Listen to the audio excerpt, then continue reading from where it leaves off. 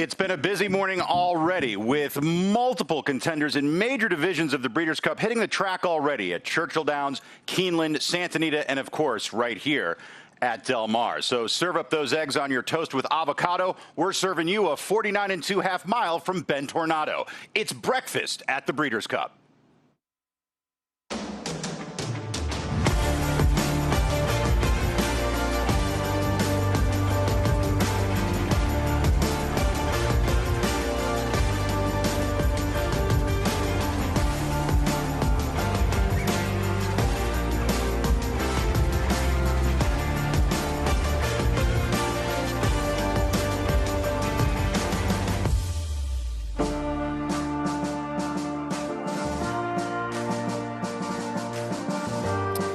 We had a pair of Baffert workers yesterday, and we're going to have two more today. Nisos, the ultra-talented runner who's last seen in the San Diego, will be hitting the track with seismic beauty as well. Another one for Bob Baffert in the distaff division, and of course, all things sovereignty when we get to it.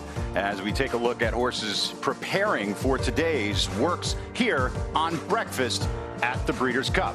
Seismic Beauty, of course, already with a win here at Del Mar in the Clement L. Hirsch, going to be putting in the final touches on her preparations for the Breeders' Cup. Hello, everyone. I'm Mike Joyce, joined here on set by Simon Bray and Joe Talamo. As always, the sun is just starting to peek over the horizon as we start the day. Simon, we started yesterday. The thing you wanted to talk about was sovereignty. Day two, what's on your mind? I'm looking forward to Johannes, actually. You know, a horse that was second in the Breeders' Cup Mile last year. He had a disappointing return at Saratoga middle of the summer, and then he bounced back with a good win in the City of Hope Mile. It wasn't a strong race, but it was a race that could propel him and move him forward. So I'm looking forward to seeing him, how he's come out of that race, how he's going to work. And I think as of last year, he proved that he fits with this group. So he's a live contender to me. Joe Talamo, day two of Breakfast at the Breeders' Cup. They're still not serving breakfast, but what are you serving up for the audience today? I'm really looking forward to Full Serrano. He's the defending champion in the Breeders' Cup Dirt Mile. His only loss here at Del Mar was in the Pacific Classic, going a mile and a quarter. Other than that, he's 3 for 3, going a mile. And I just think he's really coming into this race in good fashion. He is going to work today, so I'm really looking forward to that. And you could see him right here when he won. I just really powered away, and I just think he loves this mile distance, and he's really set up for a big effort.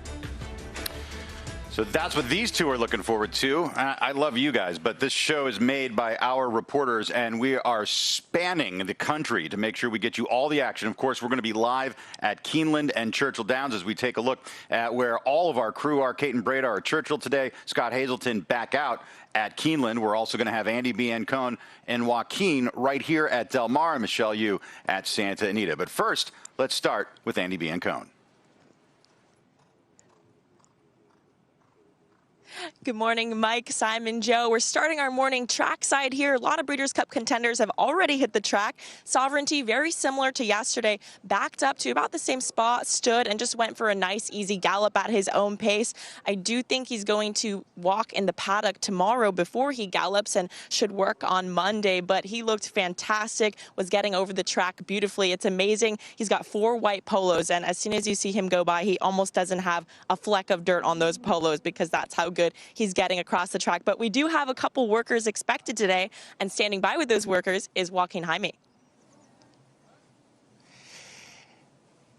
Hey, Andy, good morning to you. Yeah, we're back here at the barn of Richard Baltus, who pre-entered 2 horses in the Breeders' Cup this year. One of them is right behind me. That is Sweet Azteca.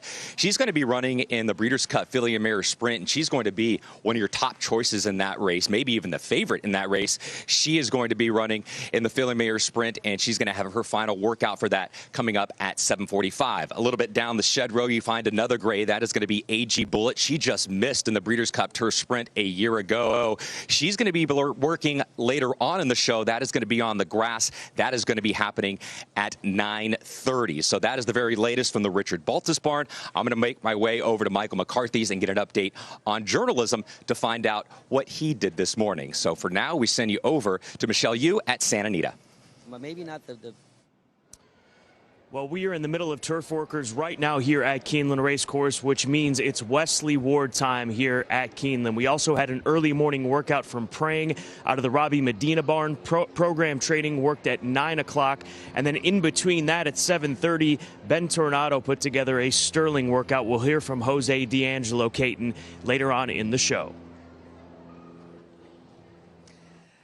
Scott, it was busy times at Churchill Downs as well here at the Brendan Walsh barn, where Cleico was one of 6 Churchill Downs-based horses to put in their final Breeders' Cup Series preparations this morning. Brendan actually has horses at 3 different Kentucky racetracks, but they, with the rest of the Kentucky contingent, will be shipping out today, tomorrow, and Monday with the last group that will include Brad Cox's pair, Stellifi, among the horses who breezed this morning in those final tune-ups. Trainers all had to be happy that they got those workouts in before the weather turned. It was actually a little warmer this morning and really great conditions.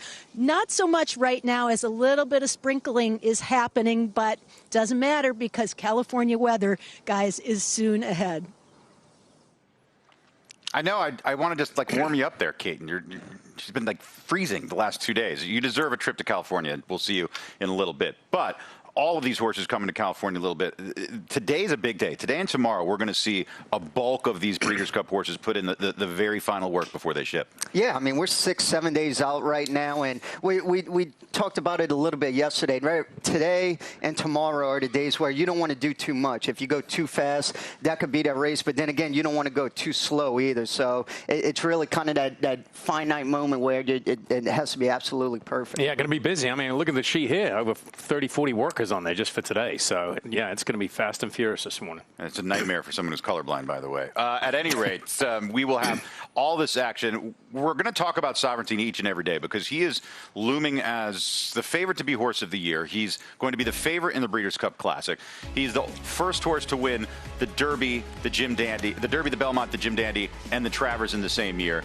And he is the star of stars as this crop goes, and one of the most competitive 3-year-old crops we've seen in a long time. Yeah, and as I mentioned yesterday, he's just going to become only the 7th horse to win the Derby and the Breeders' Cup Classic. And I'll repeat the names again because it really is rarefied air. I mean, Ferdinand, Alashiba, Sunday Silence, Unbridled, American Pharaoh. The most recent, Authentic, which I'll put an asterisk next to because that was in the COVID year when the Derby was run in the fall. So, but I mean, you take Authentic out and those other 5 horses, I mean, and that's an amazing group of horses that he would join here, and he deserves it. I mean, look at him here. He's just an absolute beast. Well, and physically, you don't need to be an expert to know that this is one of the most majestic-looking thoroughbreds in the game. I always say that. With really good horses, you can take somebody off the street and they'll pick him out in a heartbeat. Like American Pharaoh, when he worked here as a 3-year-old, biomechanically one of the best movers I've ever seen. I mean, you know, somebody that doesn't look at horses can pick him out. You could look at Sovereignty and say, he's a standout. Yeah, Joe, how much would you give to ride a horse like that one time, huh? Quite a bit, Mike. Yeah, and to Simon's point, I mean, just look at him. Physically, absolute beast. And the scary part, as good as he looked for the Kentucky Derby, I think he's even better now. I think he's bigger, stronger. I think he's put on weight. I don't know whether, if Bill, I don't think Bill weighs his horses, but yeah, just looking at him on video, I mean, look at him here. He is... The rider can't move. I mean, if he smooches to him or if he drops his hands, he's going to take off. He would take off. Well, he just looks strong. Yeah. I mean, I think that's the first word I think of when I see him. He's just so well put together. But there's girth about every part of his body, his legs, his shoulder, his hindquarters. There's nothing about him that looks slight in any way. And look at his coat, too. I mean, just so shiny, healthy. And what I like about it, too, out there, you could tell he's just very happy, pricking his ears back and forth, just really enjoying what he's doing out there. Absolute Italian astronaut, a specimen. Wow. I like it. Wow. Don't let Umberto Rispoli hear that joke. Let's get out to Churchill Downs with Kate and Bradar. Hey, guys, I'm with Cleico. Brendan Walsh is one of 2 for the distaff. And Cleico breezed this morning after the 7:15 renovation break. She went in 48 flat in company. Joe Rocco Jr. was aboard. He describes her as smooth. He said if there's one word to describe her, it's smooth. But Brendan was commenting on how professional she is, how she shows she's a good horse by the way she goes out, does her work, comes back, doesn't take a deep breath, eats up all her feed, and in fact, he threw in an extra scoop for her. She's a very good doer, he says, and that's interesting because she actually has a bit of an overbite. It's referred to as a parrot mouth, and you can see that some horses have some problems with it. For her, it's more cosmetic than anything. And certainly pretty is as pretty does, as she is 4 for 5 lifetime with back-to-back graded stakes races, her most recent in the cotillion. She's doing just as good as ever, according to Brendan. Certainly has something to prove as she faces older horses for the first time. But you can also see that she's a filly who enjoys a little bit of attention. She's very sweet and kind and doesn't mind people even poking a little fun of her. Good sport all the way around. Cleico in the distaff is one I'm going to be rooting for sure. I think you can do more than root. I think you can bet. She is a super talented mare, and you can see she's an absolute sweetheart. This is the kind of stuff I love seeing when Caton or Andy or anyone gets down and they're in the barn with the horses. And look, I mean, Cleico, her resume speaks for itself. She is a super talented horse, and she's a main contender in that distaff. And I think she's getting better, too. She's getting better. Each and every race. She's going to have to. I mean, her and Dry Powder, they ran 1-2 in the cotillion. It's a big ask. I mean, this time of year, taking on older horses is not a problem, but for the first time, we just don't know how good the 3-year-old fillies are against the older mares. But, yeah, she's a good-looking filly despite the overbite. They haven't got Invisalign for horses yet, so she's stuck with that, unfortunately, when she goes to breed. That could be your billion-dollar idea. Right. Invisalign for horses by Simon Bray. To get into the dental hours for Simon Bray, we'll post that schedule later. Here's the schedule, though, for workers today as we take a look at who will be hitting the track and when. As today at Del Mar, we're expecting the renovation break in about 5 minutes, and then those international horses hit the turf course from 7:15 to 7:45, and then domestic horses until 9:30 this morning. So this is what we're taking a look at as the training hours are commencing here at Del Mar. We already had some works under the cover of darkness. Right now, let's get back out to Santa Anita as our very own Michelle Yu is caught up with Hall of Famer Mike Smith.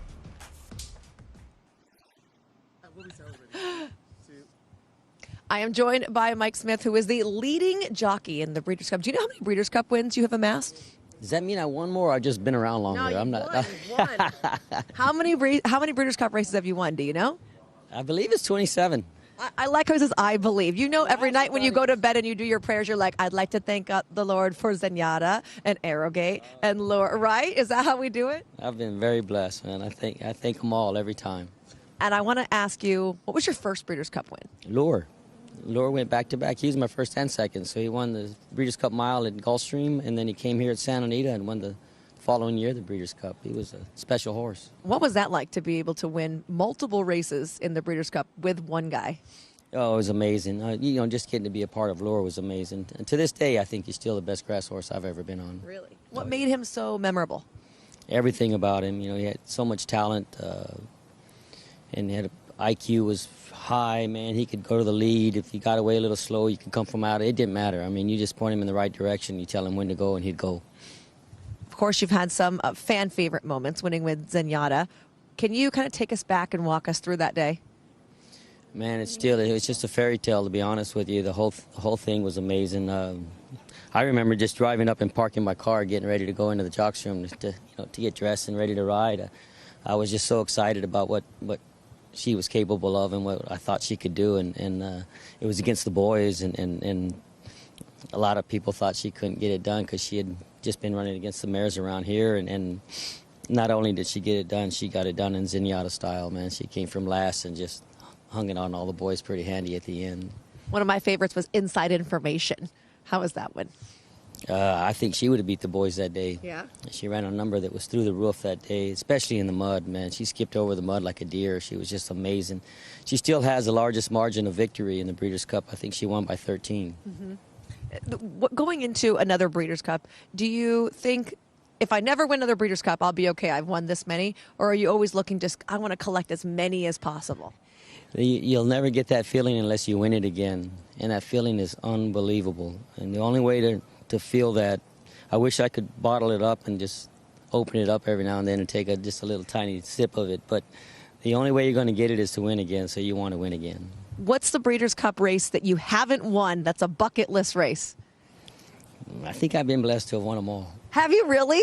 I think so, yeah. Now I need a graphic. Can you guys just make a graphic, please, for that? At least all the originals, anyway, several times. You know, the originals, there was only 7. There was only one day of them. Now you have, 12 or 14 of them, 12 of them, I think it is. So, but I think I've got the majority of them. Maybe not the 2-year-old on the grass. The 2-year-old filly race on the grass might be the only one that I hadn't won. What horse do you feel like you should have won the Breeders' Cup on and didn't? Man, so far I'm fortunate that I don't have one of those right now, and I hope I don't. I hope I retire not having that. Oh, that would be horrible. What about? We could have won the Breeders' Cup and didn't. What about the?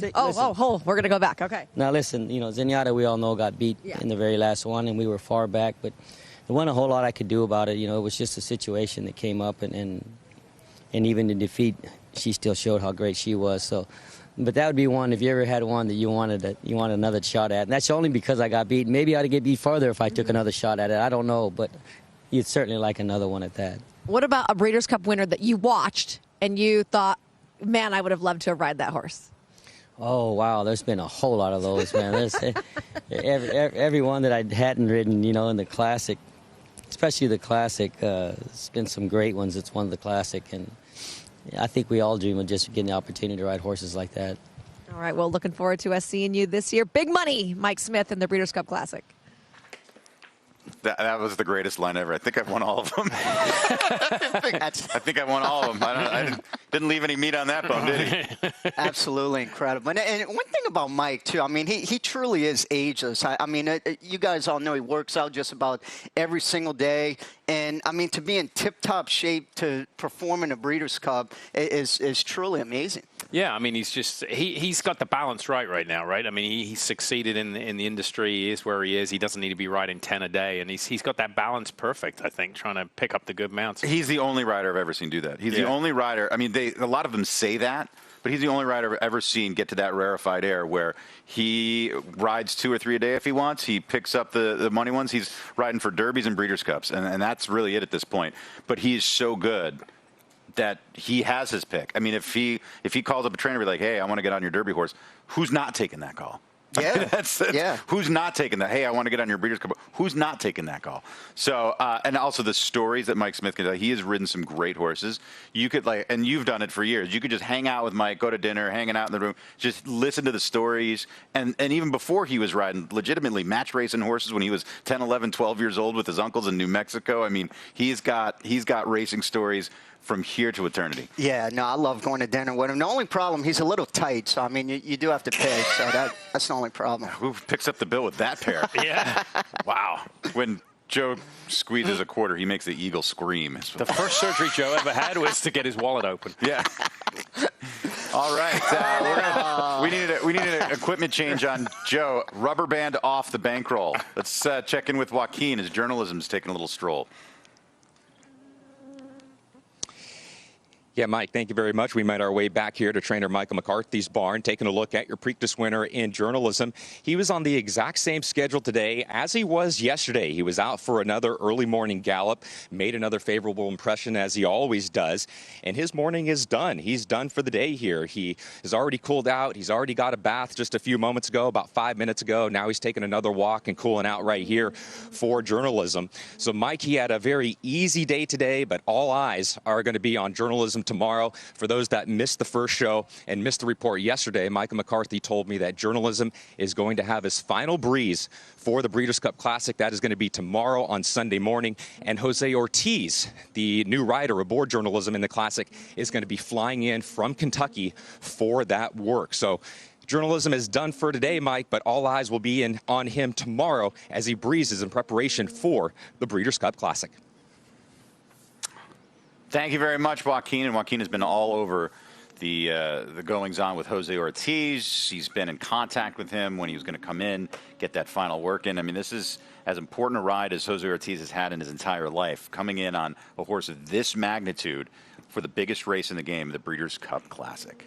Yeah, and I'm sure he's very, very excited just to get on him and just stroll around. And tomorrow he's going to be, what, 6 days out. So I don't think they're looking for anything, flashy, probably a minute and change 101. Just kind of get Jose to get a good feel for him and go around there. But he looks a picture of health right here.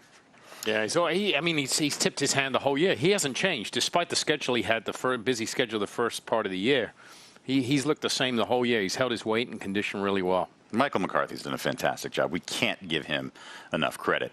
As we take a break, when we return, we're going to have some more works. We have a lot of works in the books at Keeneland, as we heard from Scott, and Kentucky at Churchill Downs with Caton. More action up at Santa Anita and right here at Del Mar. Breakfast at the Breeders' Cup continues after this.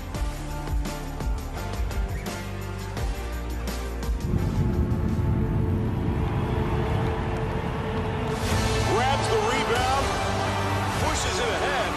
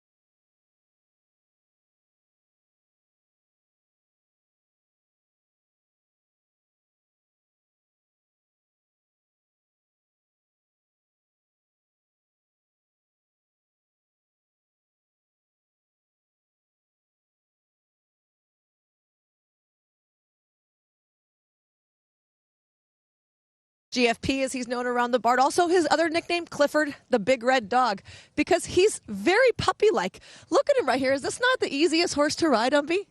I had fun with him. It's a puppy, He's getting old. He knows what he's doing, so it's a pleasure to ride him. What are you guys going to do today? Just maintenance 1 minute 101. I'm a working company with my partner Gio. We're gonna have some fun out there. All right, we'll catch up with Umbie and Gold Phoenix after. We'll hold back right here. Here comes Mission of Joy. I believe that's going to be Gold Phoenix's workmate. What happened to Billy? Oh, here's Billy. I'm going to run over here. We're running now. We're going to find Billy Koch. Hey. Good morning. How exciting is this? Oh, it's always great. This time of year is best time of year. I love the Breeders' Cup so much, and it's just a pleasure to be back with Gold Phoenix, and hopefully we get one defection for later than planned. He's right behind you, I think. Oh, the baby. Yeah. Okay. Oh, I see him right behind me.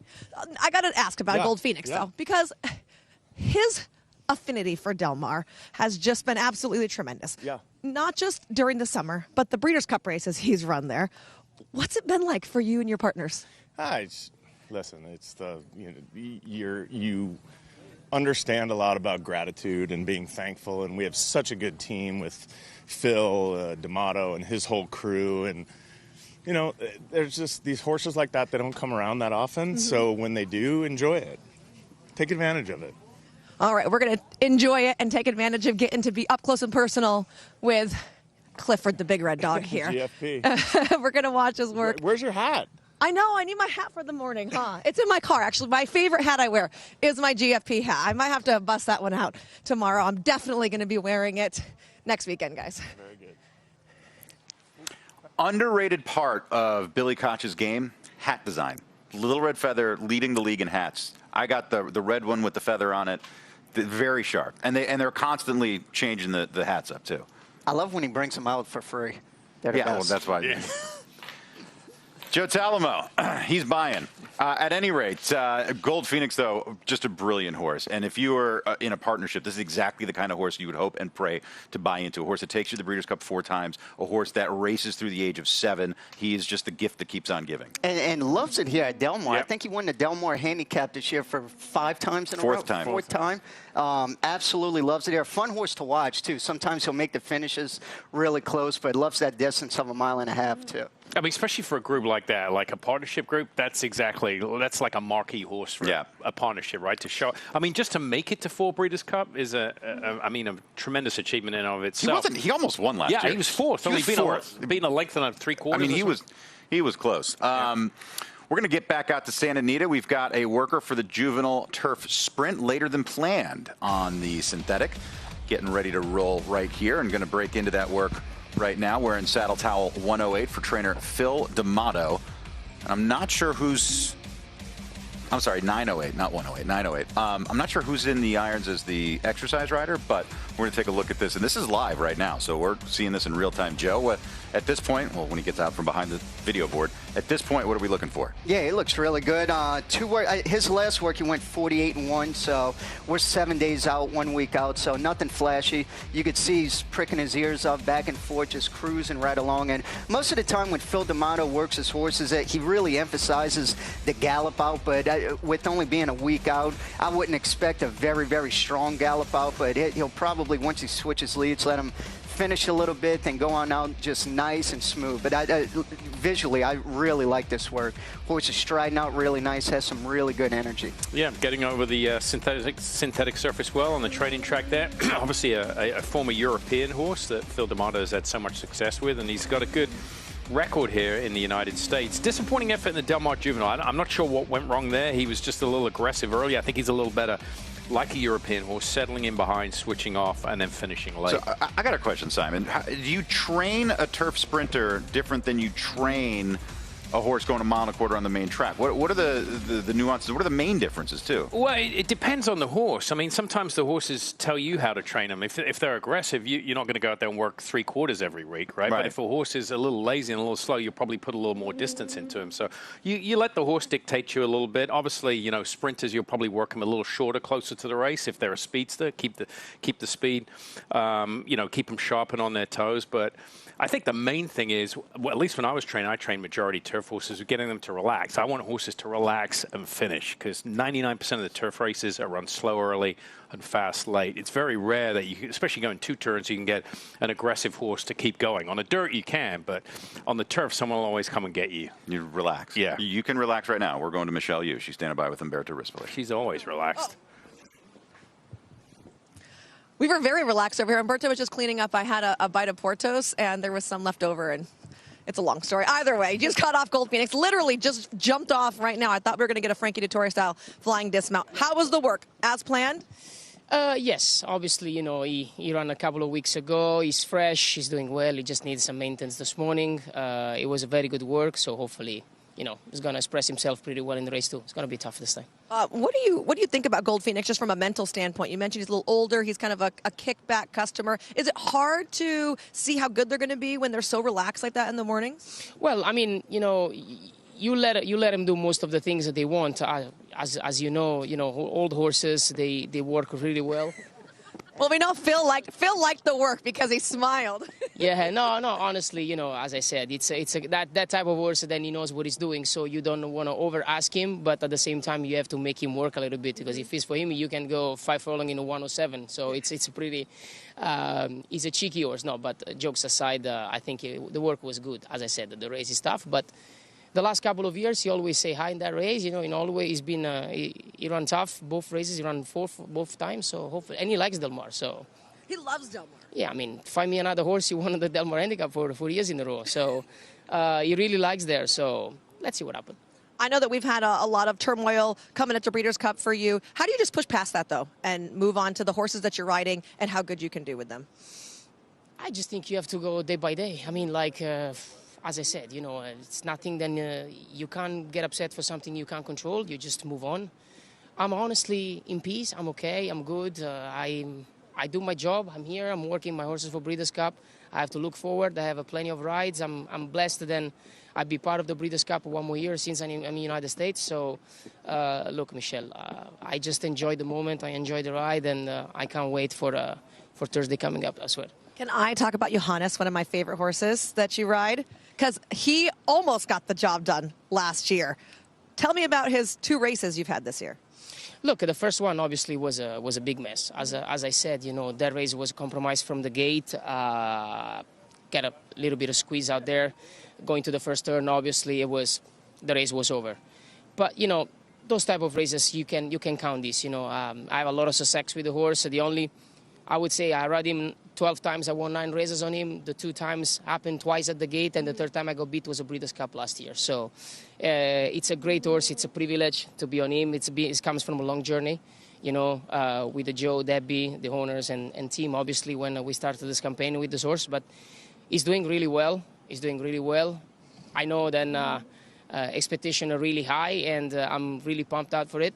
And look, if the races fall in the right way, we're going to be there again, I'm pretty sure. All right, looking forward to a fantastic upcoming weekend for you. Thank you, Michelle. It is important. We're not going to not talk about the elephant in the room, that he gets taken off journalism. He's one of the best horses in the world prior to the Classic. But as an athlete, especially a jockey, you have to be able to compartmentalize. You have to put this over here and focus on this over here, because you can't control what the connections do. If they take you off, that's it. Yeah, and I really loved what he said, that Yep. he's at peace with. And you truly have to be, because we have no contracts at all in this game. It's horse by horse. That's Gold Phoenix in the gold helmet as we're taking a look. He is in front right now, and Umberto, he gave you the recap of the work, but, I mean, this horse is a pro. Yeah, he is. Older horse, you could see he has his ears straight up, and he alluded to it too. He's kind of a lazy horse. If you don't kind of get after him a little bit, he'll go in, you know, anywhere from 102 to 104, 105. But I think that's why they had the company behind him there to try and get to him and keep him honest down the stretch. That's exactly right. I mean, like I said yesterday, you can't teach an old dog new tricks, and they know exactly what he's doing here. So the company comes up upsides down the lane just to get him to finish up a little bit, and he's moving perfectly well there. I mean, he looks tremendous, and what a career he's had, 10 for 28 lifetime. But back to Umberto for a second. Yeah, I think that's a great interview. I think from the perspective, especially this week, when you get taken off a horse leading into the Breeders' Cup, you can't let people show how it's affecting you. I really believe that. You've got to come out like that, like it doesn't bother you. Because what happens, then people start to hold it against you. Is he going to, you know, take it personally? You get angry about it. I think he's doing exactly the right thing on a big stage like this. You've just got to put it behind you. Right, because whether people want to admit it or not, they're looking at his reaction. Exactly. They're looking for something. I understand, but everyone's paying attention. Right, and you might pick up I'm not saying it's a bad word, like a sympathy amount. Some people might feel sorry for you, like, you know what, I'll give Umberto a chance on this horse or that horse. He's doing exactly the right thing. Right, and you also have to have a measure of confidence that what you've done throughout your career to this point doesn't get thrown out the window because of one decision on a horse that you're on, right? Even if it's the best horse you've ever been on, you can't let that. You have to still have that belief in yourself. And not only that, he still wants to ride for Michael McCarthy moving forward. It's not like he wants to burn that bridge and get mad with the Eclipse Thoroughbreds and Michael McCarthy. So, yeah, you really have to just be at peace with it, just like he said, and move on. Kill him with kindness. That's what you got to do. And the racing gods have a way of these things always turn out for the better. Right. Whether it might be a year from now or 6 months from now. That's why I could never be a jockey. If they put Joe Talamo in this chair and kicked me off the show, every time you bought me a drink, you'd hear about that stupid breakfast story. At any rate, where we go, I think we're going to break. They're like, we're had enough of you, Mike. Journalism. Earlier today, out for a gallop. He is going to work early in the morning. Joaquin Jaime reporting just moments ago, closer to 6:30 tomorrow, so Jose can get back and ride at Churchill. We'll have more on The Breakfast Show after this.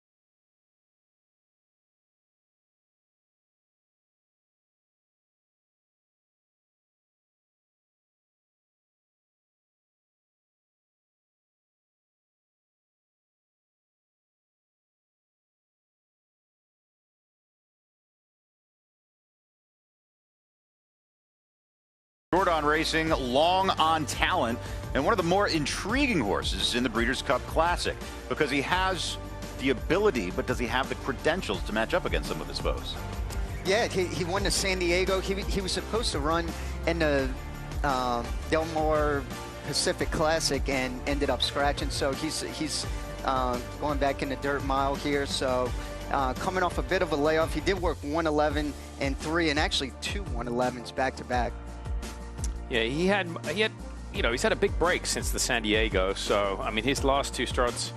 I mean, his resume, when you look at his resume, it's unbelievable. He's only been beaten once, but the problem is there's a lot of layoff lines in between him. I mean, 2 starts in 2023, 1 in 24, then he managed to put 3 in a row. So this is him at Santa Anita.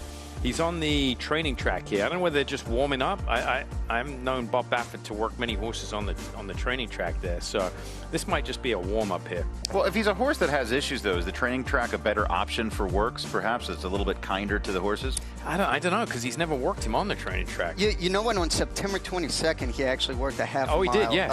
One time. So I will say this, too. A lot of times, because the break is different from the training track and the main track, a lot of times they'll go out there and then just backtrack and warm up for a little bit. While the main track's being ready. I know Mike Pipey did that with Misdirection quite a bit. They would just jog back, warm up a little bit. That way you could go on the main track and then just go straight off and work accordingly.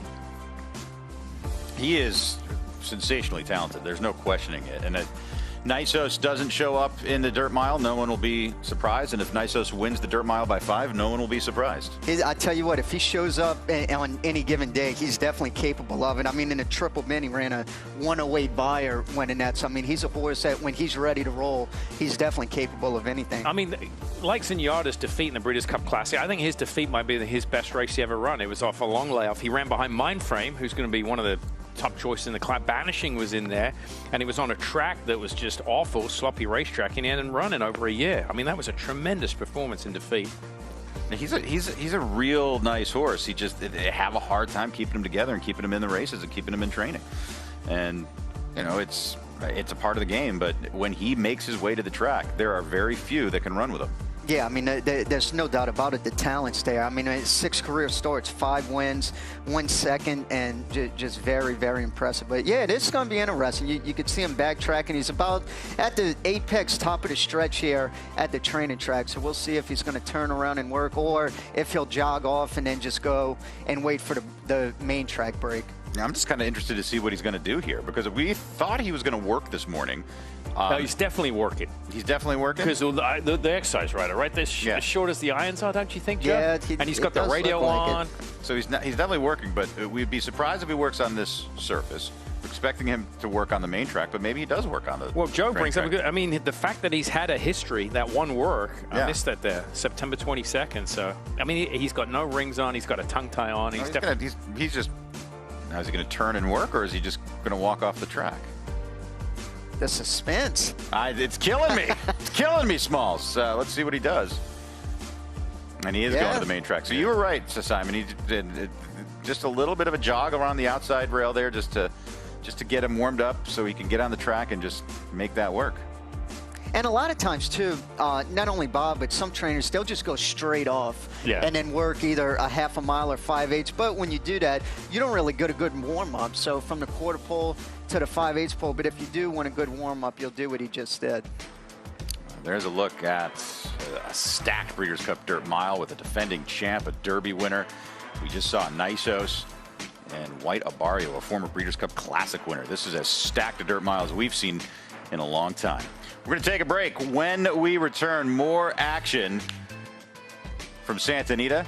We'll have hopefully this Nisos work, and we'll hopefully see Seismic Beauty, his stablemate, as well as she prepares for the distaff. A live look here at the Del Mar Thoroughbred Club. The signage is up, tractors are out. Breakfast continues right after this.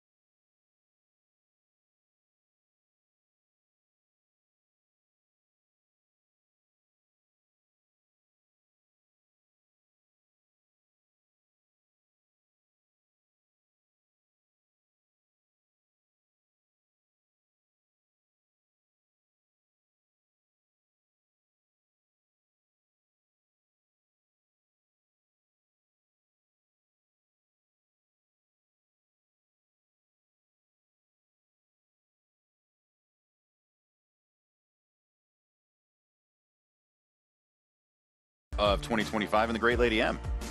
Yeah, she is very, very talented, very fast. One thing of note, on October 19th, she worked 1:10.4. You do not want to see that today. If she works fast like that today, I feel like she's going to run a race. I would expect something very, very easy, only being less than a week out from her race. I mean, that's as fast as the 3/4 you'll see in the morning, 10:4. I mean, some horses run that in the afternoon. I mean, that's really, really fast. I mean, when you're talking about 3/4 of a mile, I mean, I would say 1:11 is fast, all the way to like 1:16 being slow. So I've been hiding my mug off screen, and I don't need to because it's branded. It's like the show mug. Just keep it right there. You guys have been smart. I like the new mugs, by the way. Yeah, they're so nice. Yep. Nice Cheers. handle. Cheers. Yeah. This is Salute. Yep. Just letting you know, Joe Talamo, we don't pay him. He works for the mugs. True story. That was the best getting that. Right now, I hope they have production assistants to carry their mugs. We're going back to Santa Anita as we take a look on the main track. I believe Nisos has made his way out there. Are we going to Michelle, or is it just, I think it's just us taking you through Santa Anita. As they are, is it Nisos? Is it Seismic Beauty? We're going to Santa Anita. I think Nisos. I think we're going to go to Santa Anita. Okay, I'm going to hold on one second. I'm just kidding. That's what I'm hearing. Just so people know. Just hold on a second. We're going to hold on a second. At any rate, how are you doing, Joe? I'm good. I want some avocado toast like you were talking about earlier. Hey, look at that. That is a live shot at Santa Anita. It's crazy sports zoom, but we have, after the renovation, it gets nuts. Now we're on Nisos against, there we go. So we got there. It took us a little bit. It's a live show, everyone. I just want you to know. We've got people everywhere. We've got cameras all around the world. Thank you to our friends at First Racing in Santa Anita for cooperating with us and bringing you this live shot from the great race place. We couldn't do it without them. They are a trusted and an essential partner for this breakfast show.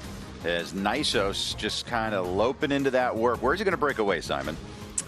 Depending how far he's going. I mean, Bob usually likes a little gallop out after his workout, so we'll have to keep an eye on it here. But, I mean, he's moving well. He's going to the pole in good shape, that's for sure.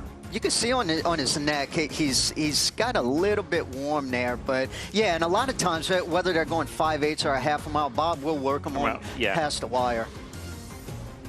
And he's probably getting a little warm. He's been out for a while, you know. So he jogged on the training track. Then he's walking back under the tunnel to come back onto the main track. So, yeah, he just broke off there. Very smooth transition. I like when horses – I hate horses that just go from, you know, a slow gallop into a flat-out work. I don't like that when they bust away to the pole like that. So he had a nice transition, manageable for the rider. Yeah, and one thing of note, too, I mean, he had 2 works back-to-back and 1:11 and change. So as far as fitness, I mean, he's definitely got that. This is just pretty much maintenance, only being a week out from his race. So he just wants to just kind of cruise along there. I wouldn't expect a huge gallop out, but you never quite know. But he definitely looks really good here. He's moving great, very fluid. I mean, obviously a horse that's had a lot of layoff lines. You're looking at that beautiful, smooth transition into his right lead there. Low action, skips over the ground. Saw some turf horses yesterday, saw that higher knee action. Very not the case here. He's just bouncing over the ground. Biomechanically, because that's your favorite adverb, Simon. Biomechanically, how do you like his action? I love it. I mean, he's moving great. You can't fault him. See, there was the lead change there going into the turn with his left lead. Just very fluid. It's like, you know, when you watch like young kids playing sports, you can pick out the athletes, or you can tell kids in high school. And it's the same with horses. You look at them, you're looking for the athletic horse, and he's very, very athletic. I mean, he costs what he costs, $500,000 at a 2-year-old in training sales? $550,000. Yeah. Now, Sweet Azteca we saw getting ready for her work, the Filly and Mare sprinter for Richie Baltas. He's coming in with a pair of really nice sprinters. We'll talk about Silver Bullet as well, or AG Bullet, however you want to say it. There's a look at Sweet Azteca. And I love how she's just kind of standing there, too, because if you notice some of her works, they are pretty quick. We touched on her last work on October 19th, 1:10.4, which is very, very quick. So I wouldn't expect anything crazy today. I mean, I would think that Richie Baltus is expecting something real slow, just to kind of cruise around there. But yeah, very, very capable filly. So they're probably just standing there. Just I know the track they're waiting to open, but just to try and keep it to stay cool and not want to, as Simon alluded to, bust off and just go absolutely wide open the first part. This would be pressure cooker moment for the exercise rider, because when you look at her workouts and you look at the way she races, there's only one way to go. She goes flat out in the afternoon, and it appears that she goes flat out in the morning. So the way you start the work sets the tempo for the whole thing. So the transition into the beginning of the work will lay the foundation for whether you're going to go way too fast. I don't think there's a situation here where she's going to go too slow. That's not going to be a problem. So obviously the exercise rider knows her, but I mean, she's just, bottom line, she's just a fast filly, morning and afternoon. Hey, you can see it right there. She's careful, careful, careful. Yeah, she's on her toes. See, the lead pony there, he let her go. You see that strap that's not connected? Mm-hmm.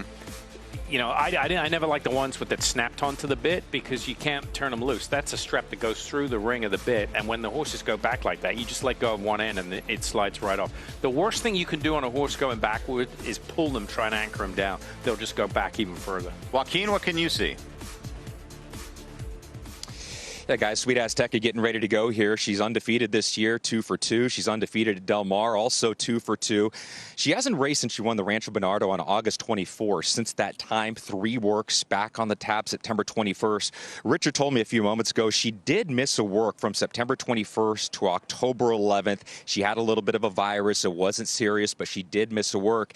Part of the reason on October 19th why that work was so fast is because he wanted her to do a little something extra. Did he want her to go 110-4? Well, I'm not too sure, but that was a very fast drill on October 19th, going 6 furlongs over at Santa Anita. The plan today for Sweet Azteca that you're going to see here in just a moment is going to be a 5 furlong drill. She's going to go by herself. I asked Richie the time that he would like her to go into. He said, look, this is a fast workhorse. I know she's going to work fast. If I can get something within 59 to a minute, I'm going to be happy here. One other thing of note, Simon mentioned the rider here. The rider for Sweet Azteca this morning is going to be Welfin Orantes. Orantes told me this is going to be his very first time riding Sweet Azteca in the morning. So he doesn't know this filly at all. First time hopping aboard her here for this 5 furlong drill. So guys, we'll see how it all goes here for Sweet Azteca, breezing 5 furlongs here at Del Mar in just a moment.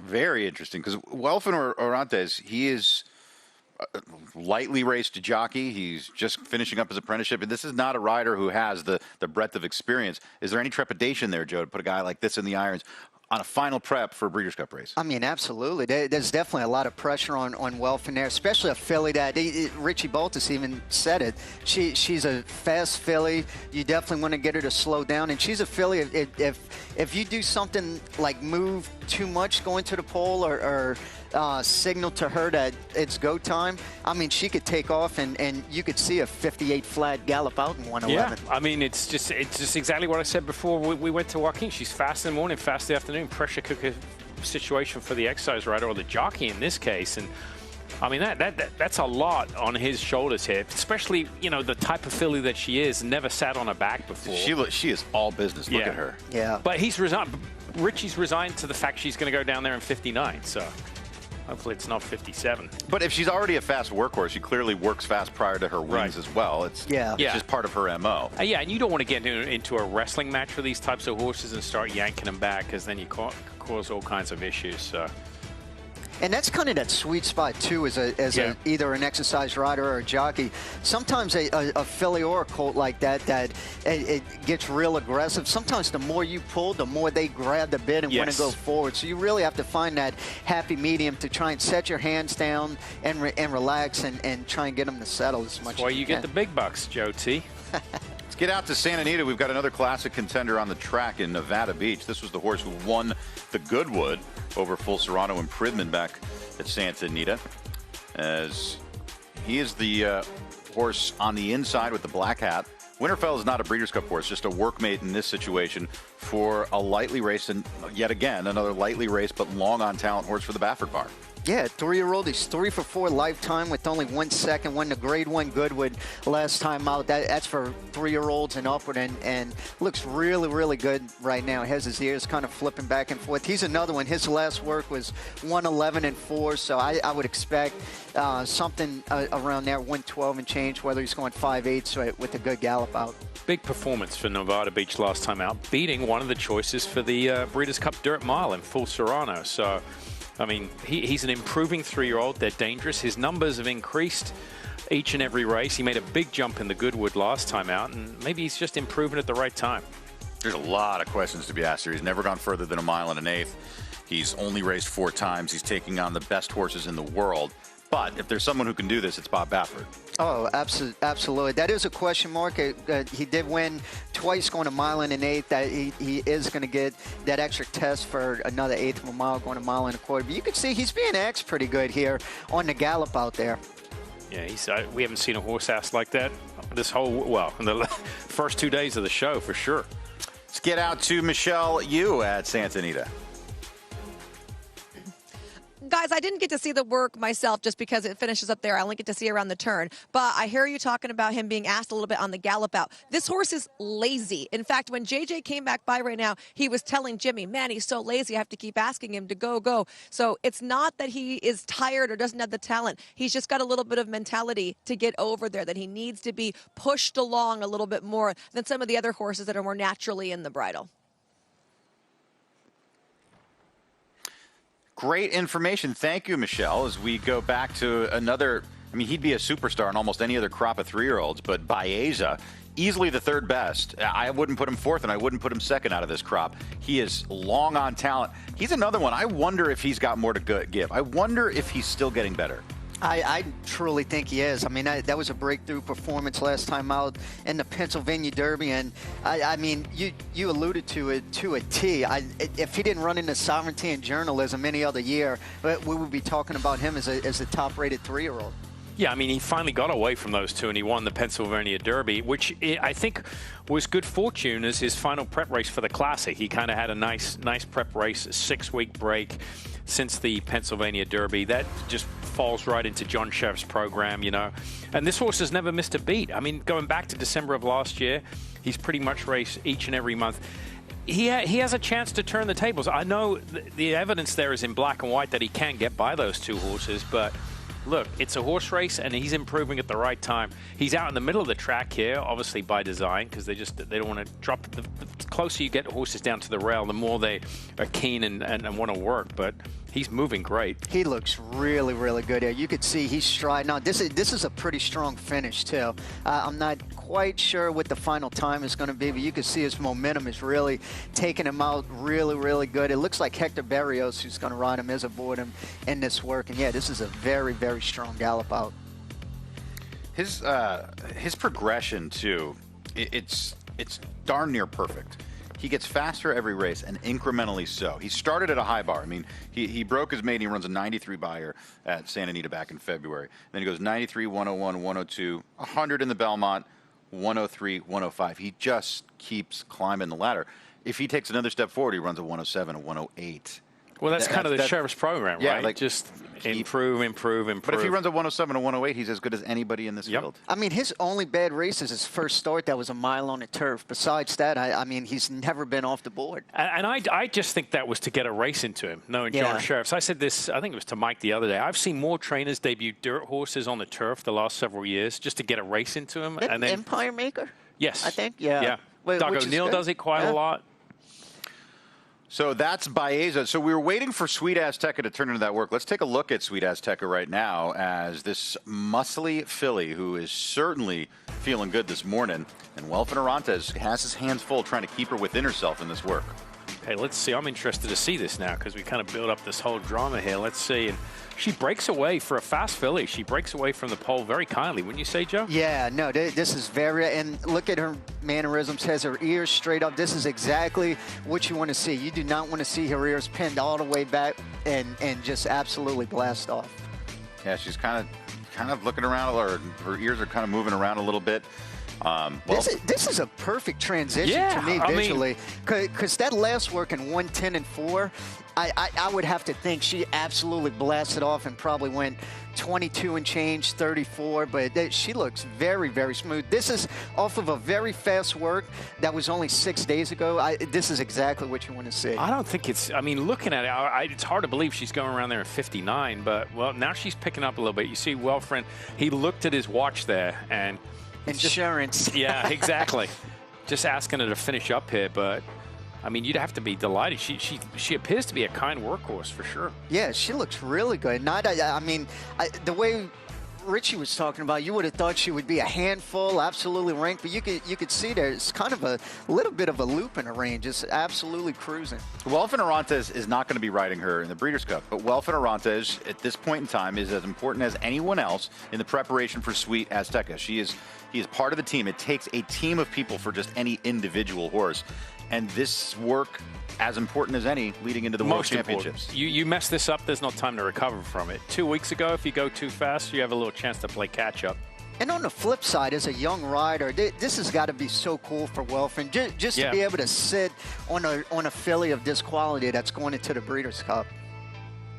Well, it's part of his progression too, right? It's a part of his career growth. You know, at first they trust you with the good horses in the morning until they trust you with the good horse in the afternoon. That's how you get there. And it's a totally different thing when you work, say, a maiden or allowance horse versus a Breeders' Cup horse. Totally different. You can feel the difference, right? Oh, for sure. I mean, when you go a minute or 101 on an allowance horse and then you go back to a Breeders' Cup horse like that, totally different feel. So that's really good for Welfren to get a feel for that moving forward. All right. Great analysis there from Joe Talamo and his new haircut. Let's go to Andy Biancone. Eddie. Well, we're looking forward to see Dorth Vader running the distaff. Raul Alejandro, you've been her exercise rider for a very long time now. How has she progressed and developed from when you started galloping her to now? Well, she's been doing really great since, every other race she gets better and better. And I think she acclimated really well here, so I'm happy with her. Now she's expected to breeze tomorrow. Will you be on board for the breeze, and what kind of work will it be?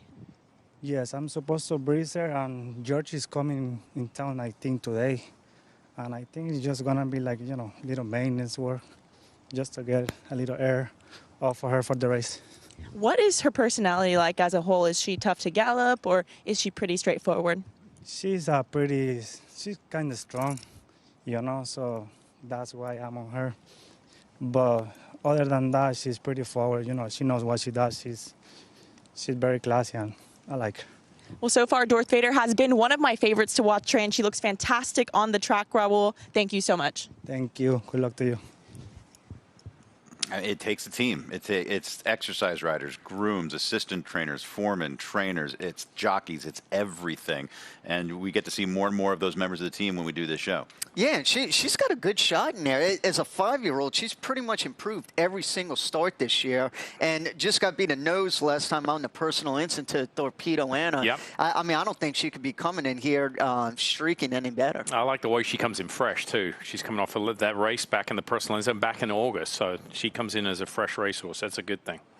Let's talk Formidable Man in the FanDuel Mile presented by the permanently disabled Jockeys Fund. As this was out on the track earlier.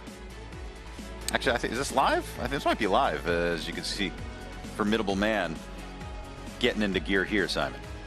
Yeah, I mean, he is getting into gear. I mean, he's moving pretty quick away from there. We just compare him to Sweet Azteca, who's a sprint filly. This is a turf mile. I get a little warm on the neck here, but I mean, he's got to improve. His record is great. He's nearly batting 500 in the win column, but I think against some of the Europeans, against Johannes, he definitely has to improve. Yeah, his top buyer's in 99. I definitely going to have to get upwards of 100 in here. You can see his pricking his ears back and forth. One thing going for him, he absolutely loves it here at Del Mar. He's 6 for 6 on the Del Mar turf, so if there's any compliment to that, he absolutely loves his turf course. But you alluded to it, Simon. He is going to have to run faster numbers to compete in the Breeders' Cup. For a turf horse, he gets over the dirt pretty well here, but, he's got a good pedigree, top and bottom. Yeah, he looks really good. Nice little finish there, and he is getting pretty warm there. You could see that. I was going to ask about that. He's washing out on the neck. Is that anything to be concerned of, or if he's in the body of the work, it doesn't really matter? I mean, I think we saw that with Sweet Azteca earlier. Too, they're just naturally kind of getting warm today. I don't know if it's maybe a little bit more humid than other mornings, but he looks really, really happy here. Ears going back and forth, nothing too crazy and nothing too fast on the gallop out. It looks like just kind of coming back to him in good order. And again, we say this every year. I mean, if he gets a little warm like that every morning, that's fine. We've got a snapshot here, so you have to have a point of reference. So I wouldn't be worried about it. I think conventional wisdom is that the Euros have the best turf horses, then the East Coast horses, and then us little people out in California. It's fun that we like to play the turf game, but I feel like we have 2 excellent shots in that Breeders' Cup Mile with Johannes and Formidable Man. For sure. I mean, Johannes for sure. Because on form, I think he's a little better than Formidable Man. But the fact that he likes the track here, Formidable Man, that goes a long way, horse for course. And he just missed last year. It's not like he's coming in here and he ran a bad 5th or 6th. I mean, he just missed by pretty much a neck last year. I'm very provincial about our Californian horses. At any rate, let's get back to Michelle Yu. Baeza just finished up his work, and she is standing by with John Shirreffs. Walking back right now with John Shirreffs, as well as Hector Barrios' son. So you gave Hector a very important part of your life, and he gave you a very important part of his, John, right? Oh, yes, he did. Yeah, I've got to get him back to the barn safely. That's my job now. Tell us about the work. 101 and change, I think, was the time. That's it. Yeah, that's what I heard. I thought the work was just perfect, He started off really slowly, nice, and then as he won, he started to accelerate and through the lane and past the wire. I thought he looked beautiful. I've been watching his works. I feel like we see a bigger, if possible, more mature Baeza in the last couple of weeks. Do you also see that? I do. He's sort of deceptive because he's so well balanced and got such great conformation. His size is a little bit misleading, but when you stand up next to him, you're always surprised how big he is. Yeah. I came and saw him yesterday in the barn too, and I don't want to say he was gentle, but he was very nice. Out here, he seemed like a completely different horse. I mean, this horse turned on the light switch to fight. Oh no, he does. He knows what racing is all about now, and that's what you want horses. They'd be able to turn it off. They go back to the barn, take the tack off, take a deep breath, and relax. That's a great sign for a horse, right? Beautiful. And then when you put the tack on, you want to know it's time to focus. Game time. Yeah. John, the last horse you ran in the Classic, I believe, was Zenyatta. Is that true? Could be. I don't know. I have a hard time with that. How do you feel like he is coming in to this race, facing older horses, going back to Del Mar? What are your thoughts? Well, I think going back to Del Mar is a plus for him because he did so well at Del Mar. Older horses, as you know, it's a different story. Nobody's had that experience yet in the 3-year-old group except for journalism. So we'll see. I think it's a very, very tough field. Yeah. When you look at the horses in it, it's just wow. I think so too. I very, very much agree. Appreciate your time. And what's Dad told you? How much you like this horse? He likes it so much. Yeah. What's your name? Sorry. Isaac Barrios. Very nice to meet you. Mm-hmm. What grade are you in? I'm in 6th grade. Are you going to be a jockey too? I don't know. You're kind of tall to be a jockey. No jockey. No. He's going to be a mathematician. A mathematician? Yeah, he's into math. Are you? I like math, but I don't want to be a mathematician. We'll find out one day what he's going to be. But John's going to do the handoff now. He gets Baeza back, and he's going to hand Hector back his son. Math, eh? He's already overqualified to be a jockey. Yeah. That was a good one, Mike. There's HB. Hector. Yeah, keep that kid in school. He's already taller than Hector. Yeah, jockey, no shot. No shot. But I will say this. John Shirreffs, he loves his horses. I mean, he absolutely loves horses. And he is great at managing a career. He doesn't just manage a campaign. He doesn't just manage a horse to a race. He manages their whole career. And the best case of that is obviously Zenyatta. But just look at some of the other horses he's had in his barn. I mean, he has managed them throughout multiple campaigns. And I think that's how you could look at Baeza's form and see the progression. It's not like he went from running his first race on turf that wasn't that good and all of a sudden running 100 by. He slowly progressed, 70s, 80s, 90s, He's now mid-100 buyers, and I think that progression in his way of training is what's making him so good and going into this race peaking in good form. You won't find a trainer on the grounds that spends more individual attention with each horse. I mean, he designs a program for each horse. It's every single horse is an individual, and it's very rare. Look, he's not going to have champions every year, John Shirreffs, but you look at his horses, they never regress. Right. They're always going forward in that direction. Even if it's at allowance races or a low-level claim, they very rarely go backwards. If they're not going to run good, he don't run them. And I'll tell you, we want to talk about a hands-on horseman. There's been plenty of times in Grade 1 events where I've been reporting, and I've wanted to get an interview with him, and he's wearing the bib and walking them himself. Yep. Like, I mean, that's the kind of horseman he is. He wants to be in the middle of it at all times. And Baeza, he is tremendously talented.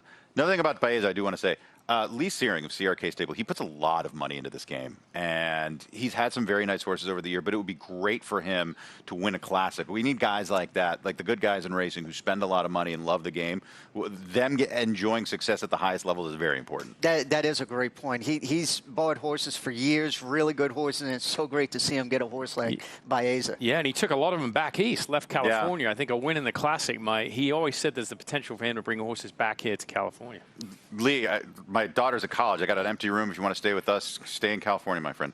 At any rate, I'm kidding. He's probably owns a house. At any rate, let's take a look at Johannes. This was from just a moment ago. Is Johannes getting warmed up? There's a look at him. Striking specimen for Tim Yak team. Yeah, this is what I've been looking forward to seeing all morning, just because, you know, there's always some question marks around what happened at Saratoga. He just had a bad trip. You write that one off. He came back. And what a relief in the City of Hope Mile. And that was a great race, not a deep race, a strong race, but it's going to, you know, set him up for this weekend. And he's just working beautifully here with a stablemate. I believe the time here is 1:02. He's going to go 1:02 for 5 furlongs. That's an absolute perfect time. He's getting caught up here. It's those two in front. So there's 4 horses there. His stablemate's immediately in front of him. He's got a little bit of company with the 2 in front of him, right, Joe? Yeah, he's probably getting dirt in his face, too. Those 2 horses are right in front of him. Is that good or bad? For a turf horse, I mean, not really, because he's not going to get dirt in his face in a race. But I think this work is absolutely perfect, because his last work was 1 minute and 2. And especially for a turf horse, you don't need a blitz out there in 59 or 58 and change. So I think this is absolutely perfect. And Simon alluded to it in the 4-star Dave. Not only did he have a bad trip, but he was coming off about an 8 or 9 month layoff too. So he progressed forward and winning the City of Hope Mile. He's definitely coming into this race in really good order. So this work to me looks a lot different than what we saw from Sweet Azteca, right? And it looked a lot different to me than Nisos. Why is that, Simon? What's the main difference between the way this horse just worked and what we've seen from some of those other workers? Well, he's not a fast dirt horse, right? Sweet Azteca, she's all, you know, up tempo, go, go, go. He's a horse that can relax. He's a turf horse. I talked about it earlier in the week. You want to be able to, you know, sit and finish in turf races. You look at his past performances. He doesn't come from far back. The 4-star Dave was over 20 yards out of the gate. Tim Yakteen, I guarantee you, was sitting in the stands and just wanted to leave. Right? It was done. I mean, the race was over.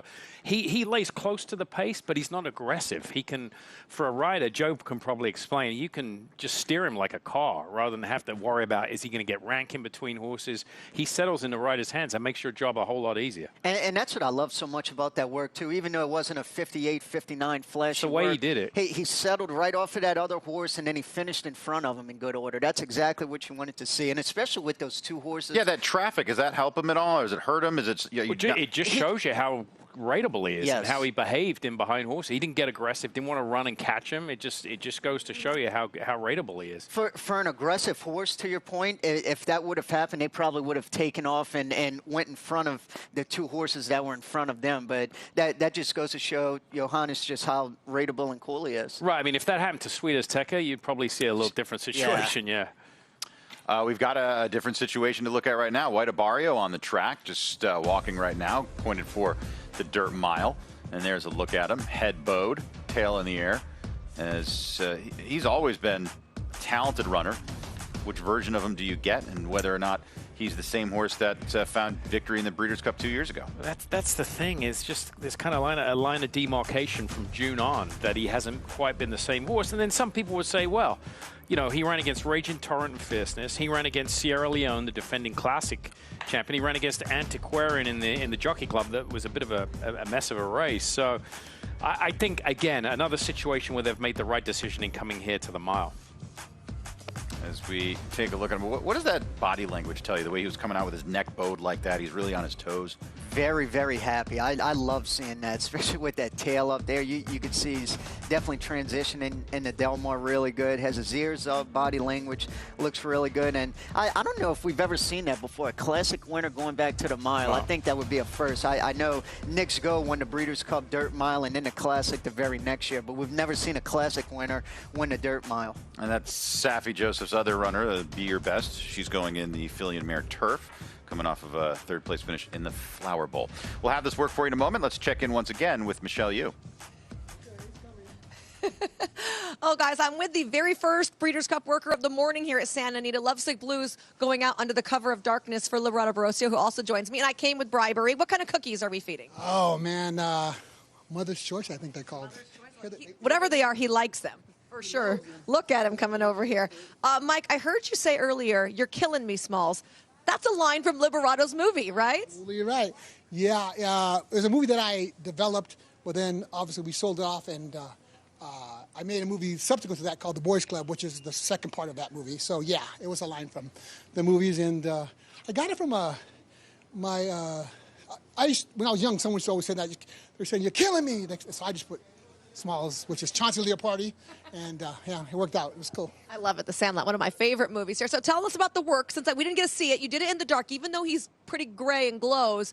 We were not here yet. Yeah, I did it early. You know, I love it when the track first opens. It's 5. The track is like powder. You know, I didn't want to take any chances, and he loves it. He goes early every day at 5. He's the first one on the track, and just wanted to be safe about it. I had it scheduled for 6:30 initially, and I called Giovanni's agent last night. I said, "You know what, Giovanni? This isn't the way I envisioned it. It's got to be what I saw in the dark." So I didn't want to change anything. So again, we went to 5. He went great, excellent.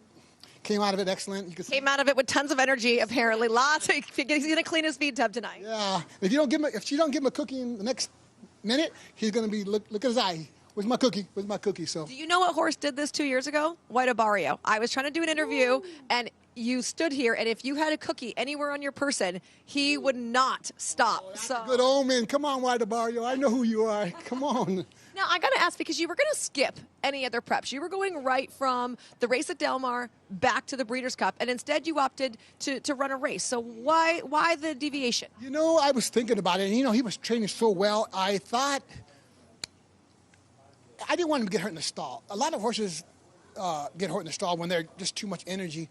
And then on top of that, I spoke to some guys who've been there before, who I consider legends of the game. And I know Neil Drysdale being one of them. He told me he's going to get in trouble for me, you know, telling, you know, the advice he gave me. He says something, everyone's going to get mad at him, give me that advice. But I really appreciate him because, you know, he's a legend in my mind. And he had told me that, you know, if I didn't do this, he said, you probably have to work the horse 2 or 3 times really hard. Mm-hmm.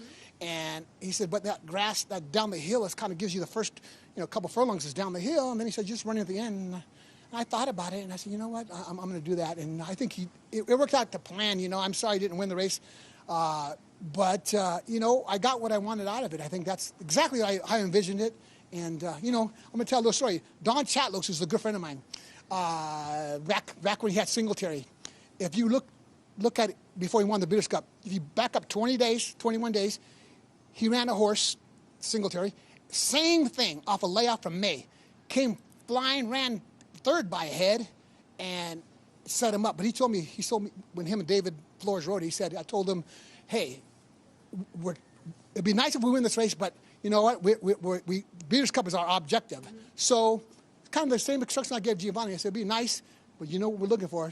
And so it worked out. And I talked to Don after, and he goes, it's eerie that it was so similar, how you came flying, how Singletary came flying. So I'm just hoping that I can complete it with the win like Don did. So it'd be great. Yes. Well, thank you so much for your time. Thank you for sharing this beautiful horse. And do you want to say hi to your family? Because I know that Mi Familia Racing is you and your wife and your daughters. Yeah, and my dog. So hi, Christine. Hi, Alyssa, Mika, my son, Liberato, who's in Indiana. They have a game against Indiana, UCLA against Indiana this morning. And Felix, the doggy. Yeah. And my mommy, if you're up north. Hi, Mom. I see you next week. Hello, Mi Familia. Cookies, eh? Sounds good. That was great. That was a great. I mean, and that was such a great story when he won the Bing Crosby. It was a monstrous upset. But Lee Barocchio, I mean, he always makes a big entrance into the winner's circle, and he's done a fantastic job with this horse. I mean, give credit where credit is due. Yeah, I know he ran second on the turf last time out, but Simon, if he goes back to that Bing Crosby effort, he ran a 105 buyer there. I mean, that definitely puts him up there, but I do think he is going to have to go back to that performance. Yeah, he is. He is. I mean, there's no question about that. What I like about his running style. He's not a one-way speedball, so he can sit just off the pace and finish nicely, and the pace is going to be fast in that race. All right, so we'll have more action on the racetrack. We're about halfway through the breakfast show. Forever Young. Taking a look at him. This is from a few moments ago here at Del Mar. Of course, he's trying his hand in the Classic. He ran a bang-up race last year, finishing third. He took his talents to the Middle East and came back with a chunk of change there. And now he's got a return engagement with this group in the Classic, including the horses that finished in front of him last year in Fierceness in Sierra Leone. All these years, we've never played Alphaville, right? Wasn't that them, Forever Young? You know the song? I don't know it. Sorry. Come on, I know the song, but I don't know Alphaville. That's the group. Yeah, okay. It's the first time. Yeah, I didn't know either. The first time you've ever outdone me in pop culture knowledge. Yeah, seriously. It's Do you amazing. listen to music, Mike? Just once in a while. There's a look. Not that music. Forever Young. Forever Young. I could sing it. And please don't. I won't. Simon, we've talked about how different the Japanese horses are trained, right? You did a whole feature on the Miho Training Center once. Great voiceover, might say so myself. It was awful. So, just so you know, I did it in a toilet. Yeah, I did. Seriously, did it in a bathroom. This conversation took a really bad turn. Tell me about the difference in what we'll see from Forever Young here. Does he get on a similar program leading up to the Breeders' Cup, or are they just going to kind of lope him a little bit until they get to the starting gate? Well, the first thing to remark, they're out of the stall a lot longer than American horses. See, in the U.S., I'm going to expand on it a little bit, but basically, training centers are in metropolitan areas, right? I mean, we're building racetracks in cities. Yeah. So, in Europe and in Japan, they're out in the woods, they're out in the sticks, so they're out of the stalls for a long time. This horse probably is going to walk an hour at the barn before he comes out to the track, and then he'll walk probably another 45 minutes afterwards. So they spend a lot of time out on the track. That's why he's walking like this, so relaxed. Well, he's not going to walk more than Joaquin, who got 14,000 steps in yesterday, and he's probably got 14,000 more already. Kino? Keep Joaquin walking. Hey, you shorted me. It was actually closer to 16,000 here. Standing by with Welfin Orantes. He was aboard Sweet Azteca in her final drill for the Breeders' Cup. Welfin, you told me earlier this morning it was your first time aboard her. How did things go out there today with Sweet Azteca? Well, she's doing great. She worked pretty easy. She started with slow and she finished pretty nice. She's doing everything right. We saw you looking at your watch as you're coming down the stretch a little bit. What time did you get Sweet Azteca in on your watch? I got like in a minute. I have my watch, just in case, like going a little more faster than what I expect. But she's doing great. She's doing everything perfect now. Hard to rush, nothing. She's doing everything is his own. Really nice to work. From my vantage point, I was not able to see the work at all. We know she's a very fast horse. She can go 43 and change for a half mile in a race. Was she ever rank with you during the work, or did she relax the entire 5 furlongs? Yeah, she relaxed the entire 5 furlongs. So she practically, she knows what she had to do, but I'm not asking for nothing. She do everything fine. So. As a jockey, you deal with pressure every afternoon when you're riding a race. It's a little bit different in the morning. Was there a bit of pressure for you riding Sweet Azteca in the morning, knowing this is her final work before the Breeders' Cup? It's like too much responsibility to ride a horse like that. Yeah. But it was going to be like great, Yeah. But, yeah. Appreciate it, Wolf, and have a good morning. You too. Hey, thank you, guys. Gotta love him rocking the Los Alamitos vest. I like that. I might have to get one of those. I'm gonna hit up the gift shop on my way home. He's got that young naivete, right? He's not nervous. Right. You know what I'm saying? A few years under his belt, he'd be like, oh, I don't want to mess this up. Don't want to mess this up. He doesn't know any different. He was like, what? That's the last work before Breeders' Cup? Yeah. Oh, sweet. Yeah. He's got a little Talamo in his game. At any rate, we're going to take a break. When we return, we'll have more action on the track. We saw some horses heading out there. We are getting ever so close. We're 6 days away from the Breeders' Cup World Championships here at Del Mar.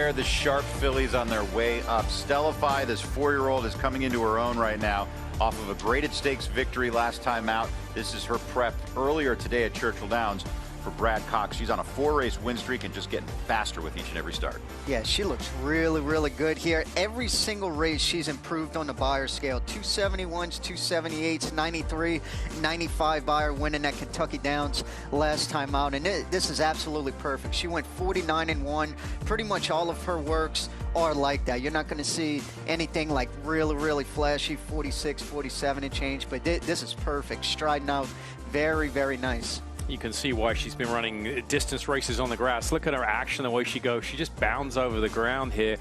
And her last 4 or 5 races, she's been on or close to the lead. As the races have got longer, what happens, the internal fractions get a little slower, so horses get a little faster. Look at her here on the gallop out, passing a galloper there. So, yeah, she's really good. I don't think she's one-dimensional. I think she can sit just off the pace if needs to be. I don't know how much of a turn of foot is compared to those Europeans. These types of horses, Mike, are always susceptible to a horse coming and running them down late with a big burst of speed.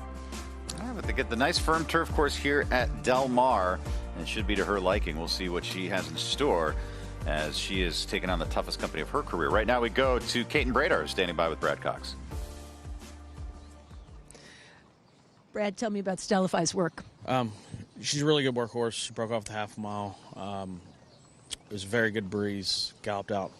Big gallop around the far turn, and that's what she does. She's always worked really well in the dirt and just trying to maintain her fitness, and she does. She puts a lot into her gallops on a day-to-day basis, so just, basic half miles for her each week seems to be what keeps her ticking over. Sure, previous wins, obviously good early speed. She runs them off their feet, and she just keeps on going, but different competition and probably more pressure early.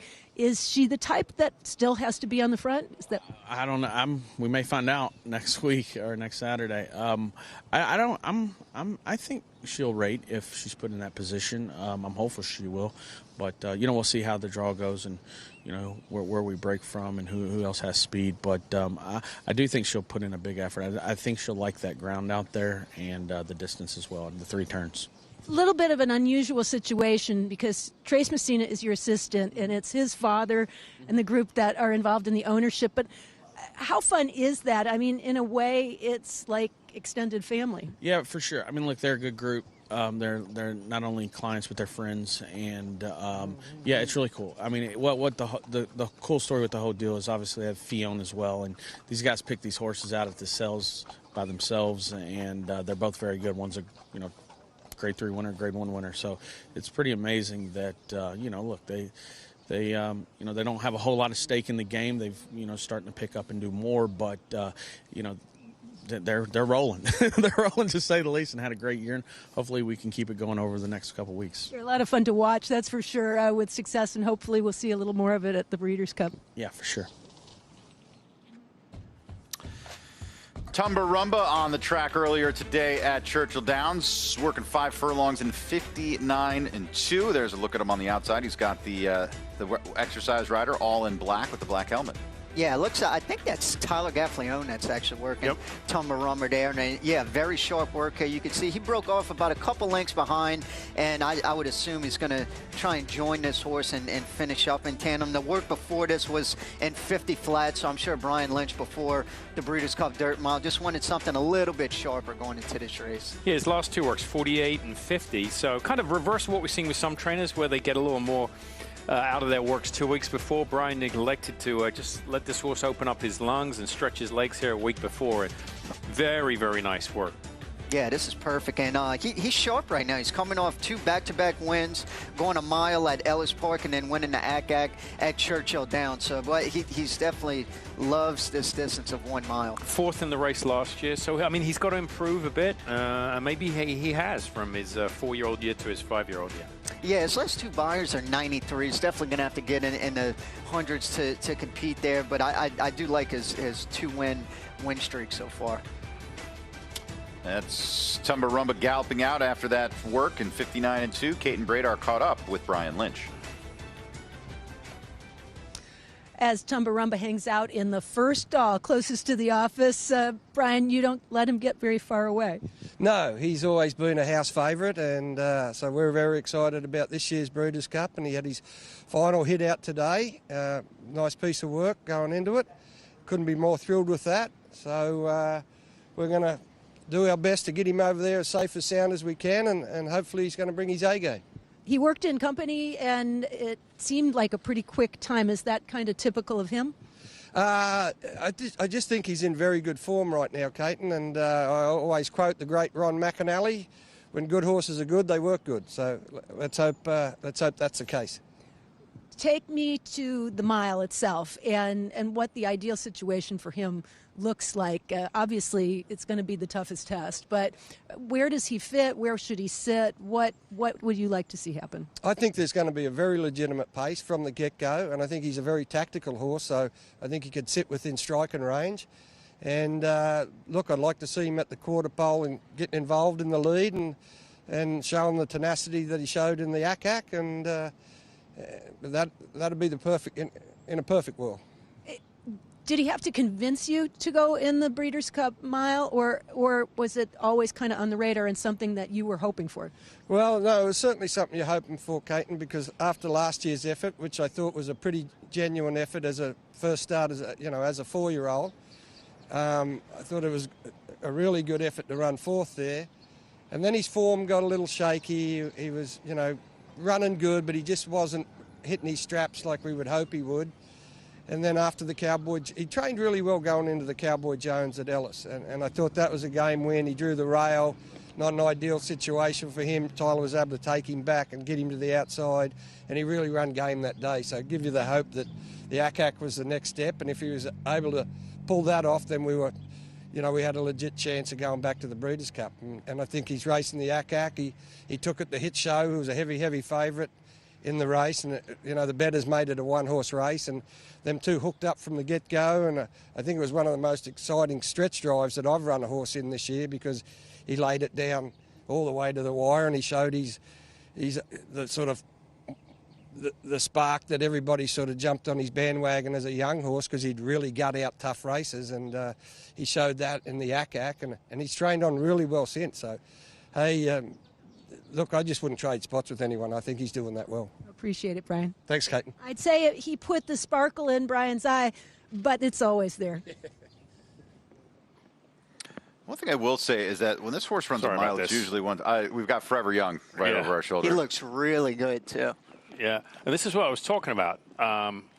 They walk for a considerable amount of time before. That was American Stage, in case you're wondering, and that is our guy.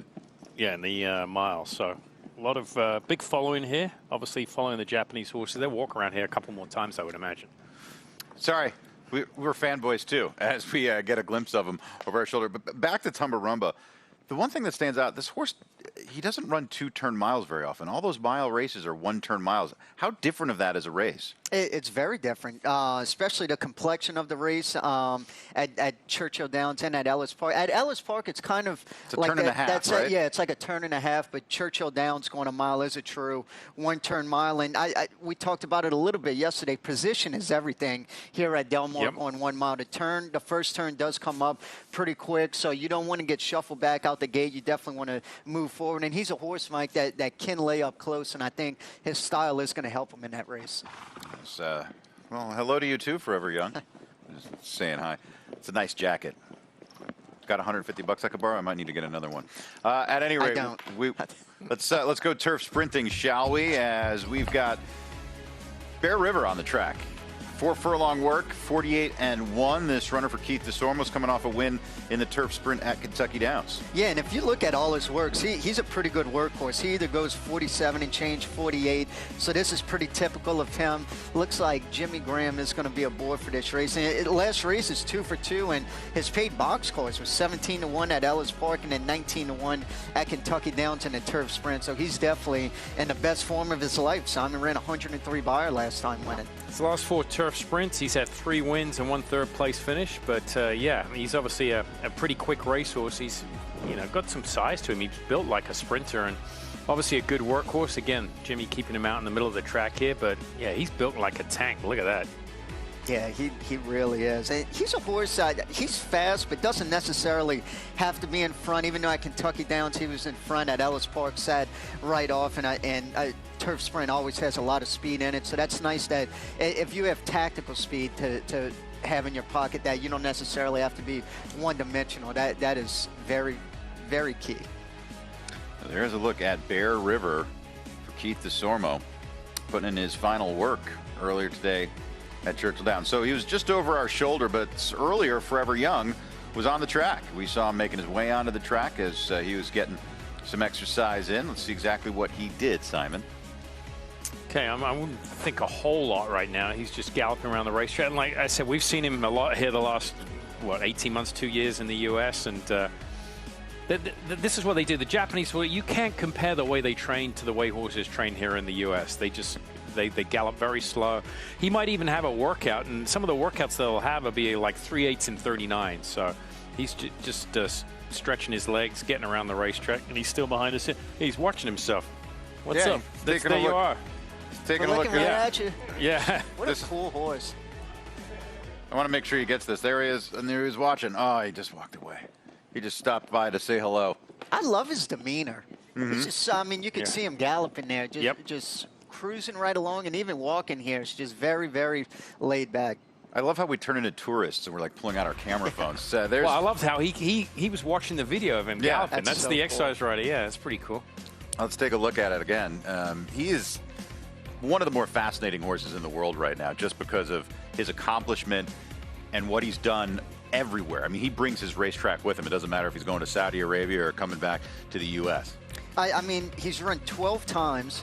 9 wins and 3/3, banked 15 million and change. I mean, just a absolute stud. I mean, he's 4 years old. He won was third in the Dubai World Cup, won the Saudi Cup by a neck, and then was third in this race last year. I mean, that was a really good third to Sierra Leone and Fierceness.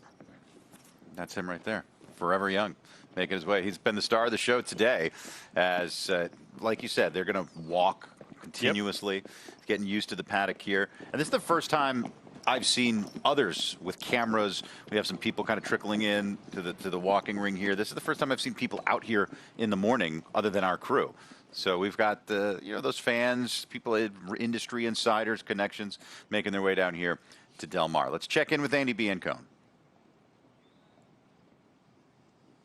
Well, Lenny Lou is going to hit the track for my dad and the team. She's walking in hand with Emma Peterson, who's been the Biancone team's latest hire. But Lenny Lou doing great so far. This is very typical for my dad's horses. They walk 30 minutes before they hit the track. So she's going to walk 30 minutes, go into her stall to have a little bathroom break, and then we'll hit the track. But today, just a very easy day. Going to let her get a view of the track. We're going to jog to the 3/8 and then just an easy mile gallop from there. But she's a very straightforward filly. Obviously, we went to Royal Ascot together, and she was an absolute pro. Just walking on the sidewalks of Newmarket, I was extremely impressed with her the whole way. But she's a very classy filly overall and a very fun one to work with. I'm excited for this Lenny Lou work. This will be fun, as you can see in the saddle towel there. Juvenile Turf Sprint hopeful for the Biancone barn. And Andy Biancone. It's funny, you know, we put Andy to work here in the afternoons, but she leads a double life. She's an assistant trainer. She's a reporter. She's on the air and she's on the track. It's a lot of work. You had to give up your day job to work here. Yeah, I know. She didn't. So what does that say about Andy, and what does that say about you? I think she's going to run an amateur race coming up soon. Really? Somewhere. I do believe. I need to confirm that with her, but I think she said in Maryland. I would love to personally like to see Andy ride. Yep. Well, it's big in Europe. You know, they have Stop. We need her on the show. No, Let's not give her any illusion that she's leaving. We need her here. We're going to take a break. When we return, we'll see Lenny Lou on the track. I think Forever Young's still going to be walking behind us. And Ben Tornado to go with your toast and avocado. We'll be back after this.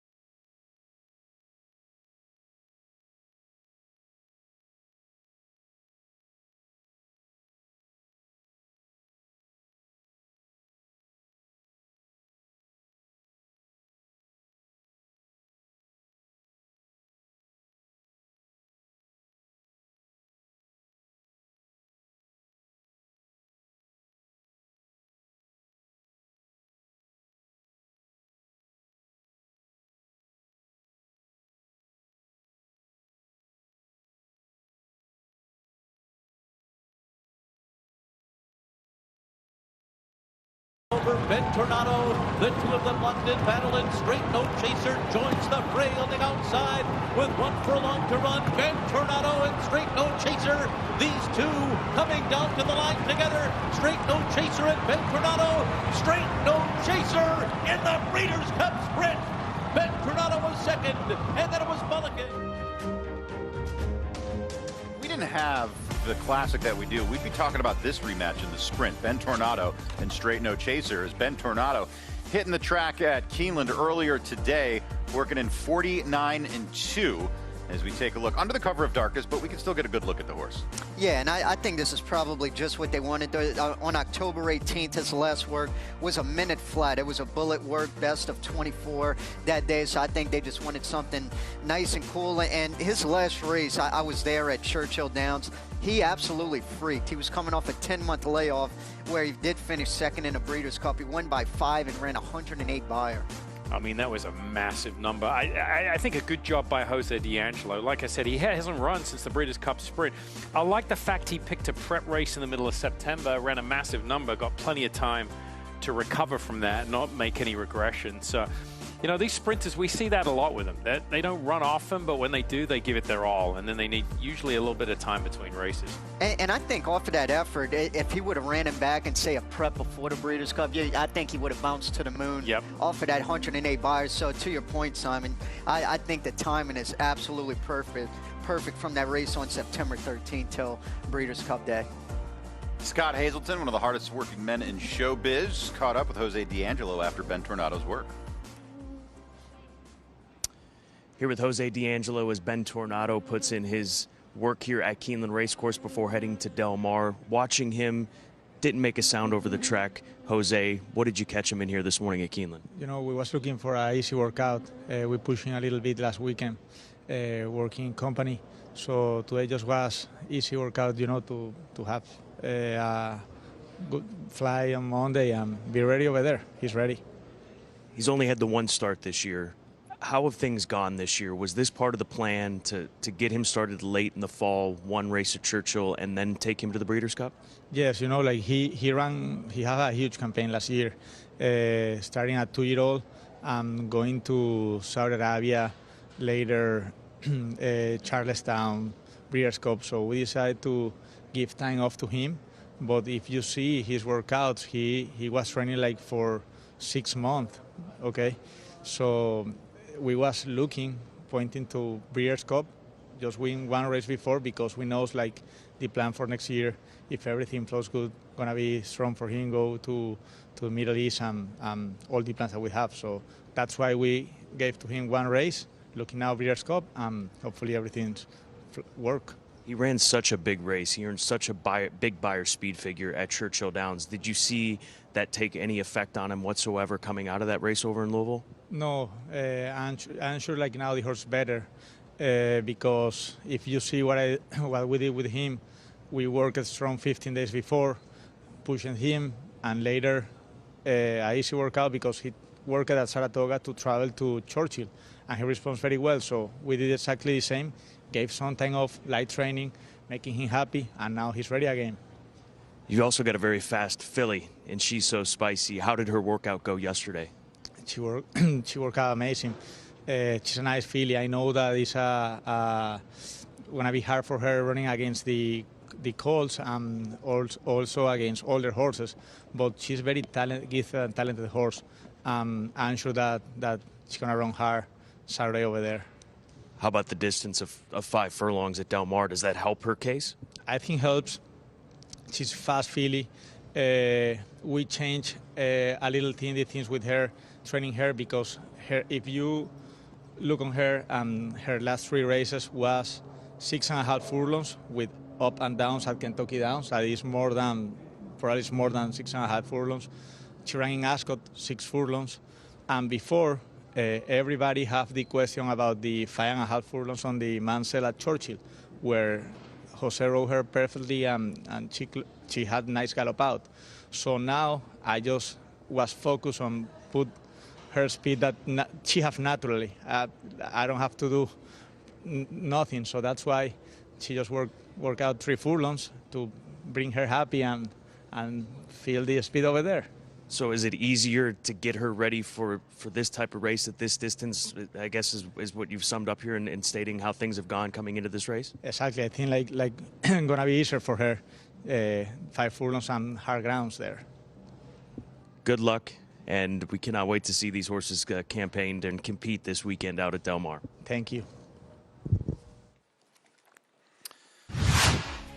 Back at Keeneland, praying on track. You know, my dad helped pass the change in the law in Illinois back in the late 70s to allow racing on Easter.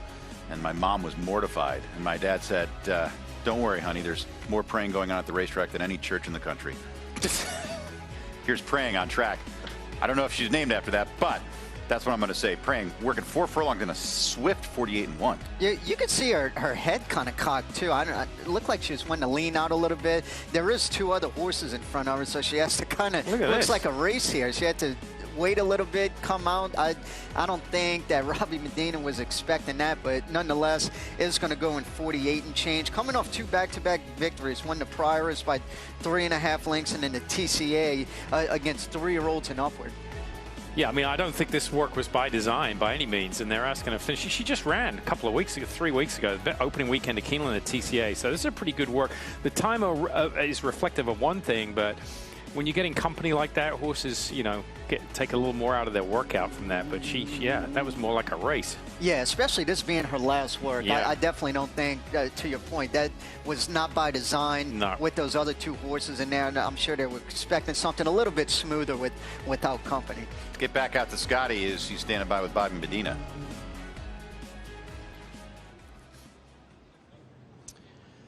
Well, here with Robbie Medina as praying tunes up for the Breeders' Cup Filly and Mare Sprint. And how adventurous was that workout this morning at around 6 a.m.? Well, I wanted her to go by herself, and she had 3 horses break off in front of her, about 4 or 5 lengths. And the good thing is this: she's a lot more settled. Earlier in the year, she would have hooked up with them right from the word go, and it would have been a disaster. But it worked out fine. She had a target.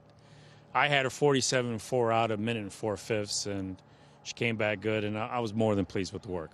Watching her down the lane, weaving through horses, I mean, were you at all anxious watching that happen?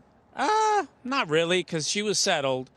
Like I said, she's going to have to, hopefully she doesn't have to weave too much at Del Mar, but she's a lot more patient now. So, like I said, sometimes those things could be a disaster, but today it was fine. Is that why you take her out so early, because of just trying to keep her as settled as possible? Yeah, she breezes, I think all her works have been at 6 o'clock, and I didn't want to upset her schedule or anything, so that's kind of, try to get her at the quietest point that I can. And when we walked down the track, it looked like just a handful of horses, and all of a sudden it was chaos. How do you think, and I know that you can't predict this until you get out there, but how will she adapt to the change in scenery and everything that's going on once she arrives at Del Mar? I think she'll adapt well, Scott. Looking at the weather, it looks like, we're going to have cool mornings, and she really likes that. I think she takes her track with her. That's fine. We just got to work with her in the paddock, and if she could just be composed, we'll be fine. Have you seen any difference in her in the days since she won the TCA here at Keeneland? She's even more settled than before. So that's what the one change, and she's held her weight and her coat, and she looks very good. Appreciate the insight. You got it, Scott. Thank you. Excellent information there as we take a look at another contender in the mile here. There's a look at the Chad Brown trainee. Program trading. Yeah, program. Thank you for that. Yep, you're welcome. Third off the layoff here for trainer Chad Brown, who wasn't present at Keeneland this morning to watch the work, but I'm sure he's got a full report here and working on the dirt. I mean, the blue cap on the outside, 5 for 9 lifetime, got a great record. Just coming up short the last couple of times, but Chad points for these races. This horse hasn't run the first part of the year. These are the races the back end he points for. I wouldn't be surprised if this horse is sitting on a big effort. Question is that big effort good enough? Yeah, he is improving too. Back in August, he was coming off a 10-month layoff when he was second beating the neck up at Saratoga, and then he was second in the turf mile. He does like Del Mar. He's 1 for 1 here. He did win the Grade 1 Hollywood Derby back in 2023, so that's definitely a good thing that he has been over the turf course here before. Can I just say one concern I have with program trading? I think we know what he is. I know it's a smallish resume, but I don't think he's any better at 5 than when he was at 3. I just think this is what he is. And Simon made a good point, too. He's definitely going to have to go back to last year in 2024 when he was running that 102-100 bar. But even that, I think he's going to have to improve off of to compete in the Breeders' Cup Mile. I think he's an excellent horse, and in the hands of anybody else, I don't know what he does, because Chad Brown is a master with these turf horses, especially ones that need time away. And he's very patient, 5 for 9 in the career. But I feel like I know what this horse's ceiling is. I feel like there's other horses in the Breeders' Cup, especially in the mile, where we don't know exactly where their ceiling is, or they have ceilings that are higher. The problem is, too, he's never won at a mile. His wins are going a mile and a 16th, a mile and an 8th. So he's a type of horse you can make a case for that he actually wants to go further than a mile. And there's a look at program trading. Let's get back out to Santa Anita. Bottle of Rouge on the track right now. Bottle of Rouge is on the inside. This is one of those works where it was under the cover of darkness, so some of you might just be looking. I'm just seeing dots at this point. So Bottle of Rouge and litmus test on the outside, Bottle of Rouge on the inside. I can't tell which one's in front at this point. Hopefully yeah, this is for trainer Bob Baffert in the Juvenile fillies, Bottle of Rouge. And a lot of pressure here, training for his wife Jill here. This was a really big win in the Del Mar Davidson. Emotional win. I remember Dave Weaver interviewing Jill after the race there. Massive, massive win for her, daughter of Vino Rosso. So, Joe, which light is better to you, the steady light or the blinking light? Probably the steady one. I can see a lot better. Yeah, that's Bottle of Rouge on the inside, the gray. And finally, we get to see him pull up here. October the 19th, they went 5/8, or this filly went 5/8 in 59 and 2. Today, they're just finishing up together here. But as we've seen already, Bob's horses, he always gets a good work in them. Yeah, they look really good, too. Actually, both of them, you can see they're in tandem going through the wire. Looks like they are going to go on and gallop on out pretty well. Bottle of Rouge, I mean, I think she'll, as the ground gets a lot further, you can see that she's getting asked to finish up here, but her pedigree is to go long, and she's only been around one turn, so I think the further the better for her. Got another Baffert runner, Citizen Bull, pointed for the dirt mile on the track as well. Let's take a look at Citizen Bull. And he's going to be working solo. And this was, once again, earlier today, obviously. It's this under the cover of darkness. Yeah, your Breeders' Cup Juvenile winner last year, led the whole way. He's another one that likes it here at Del Mar. He has 3 wins from 4 starts. He's coming off a 5-length victory in the Share Belief here back on August 31st. Kind of lost his way. They had to try the Triple Crown Trail. It didn't work out. I mean, he's, the Derby, the Santa Anita Derby, and coming back to a mile. Shared Belief was the setup race for him. Again, huge number, or good number, I should say, and then a nice break coming into the Breeders' Cup. I think he hit his ceiling in the Bob Lewis. I think that's as good as Citizen Bull is. I think he's in the hands of a master in Bob Baffert, and that's why he's been as successful. But I think a lot of his success was just his precocity. Well, I can remember for the work show on for Kentucky Derby. Remember he went that really sharp half mile and galloped out. It might have been a little too quick. And even today, you could see 1:10 and 4. That's pretty quick, just a week out from now. Yeah, it's very, very quick. Oh, he went like 45, right? It was and ran like scorching. Look at his running line. He was. Yeah, I think he went 45 and change, 57 and 4. I think Citizen Bull. He's a champion 2-year-old. He's an excellent horse. He is just a cut below the rest of these horses. That's why he's in the mile and he's not in the Classic, obviously. But he's a cut below the rest of the 3-year-olds. And Bob Baffert's going to get the most out of his horses. He excels at that. He's going to get more out of his horses than anybody else.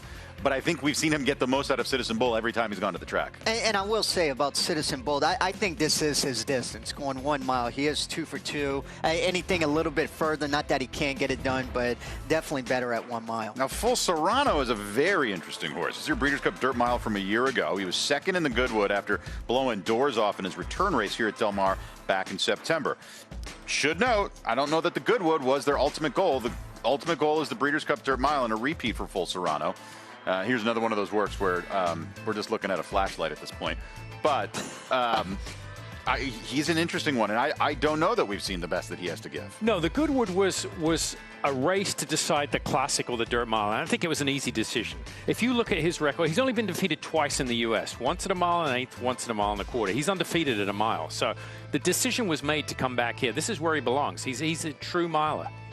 Full Serrano finishing up in 58 and 6. He's being axed pretty good here, too. I don't know if that was by design or not, but yeah, that is pretty quick. You could see him going out really good, too.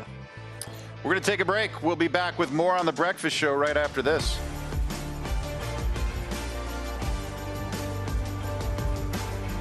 City of Light.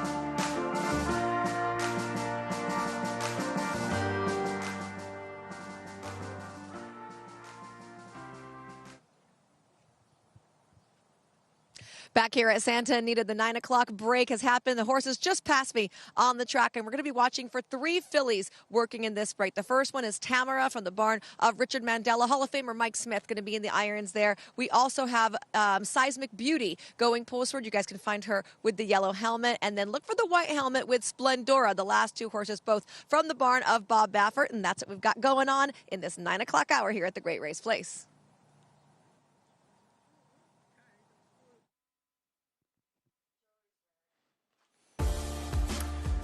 Thank you very much, Michelle. Yeah, so we're going to have works from Splendora and Seismic Beauty. As you can see, the Bob Baffert runner out on the track. This is Seismic Beauty, who's warming up here and getting into the work. Yeah, she's coming off 3 wins in a row. Her last win was in a Clement Hirsch here. Very, very impressive fashion. 110 buyer there, so she's definitely streaking into this race very, very nicely. Yeah, I mean, she's one of the top choices here in this race, right? With the defection of Torpedo Anna. She's the best of the West, and that's the question for her. She's just been based out here on the West Coast. How's she going to stack up against some of these East Coast runners? It's basically, on paper, it's her versus Nitrogen. Obviously, there's a lot of other good horses in here with some big shots, but, I mean, Seismic Beauty, record, she likes Del Mar, I mean, and she's got one way to go, and she's a very forwardly placed filly, and she's been really improving each and every race. And that's why I think her advantage in the distaff is key, because I think she is probably the speed of the speed, and her having 2 wins from 3 starts on this track is definitely advantageous. And I think we've noticed, as we sit here and talk about these horses, look at the past performances, have you noticed how many horses haven't raced since August or September? I think that's been a market change over the last 15, 20 years, right? They're coming in with 6, 7 weeks rest.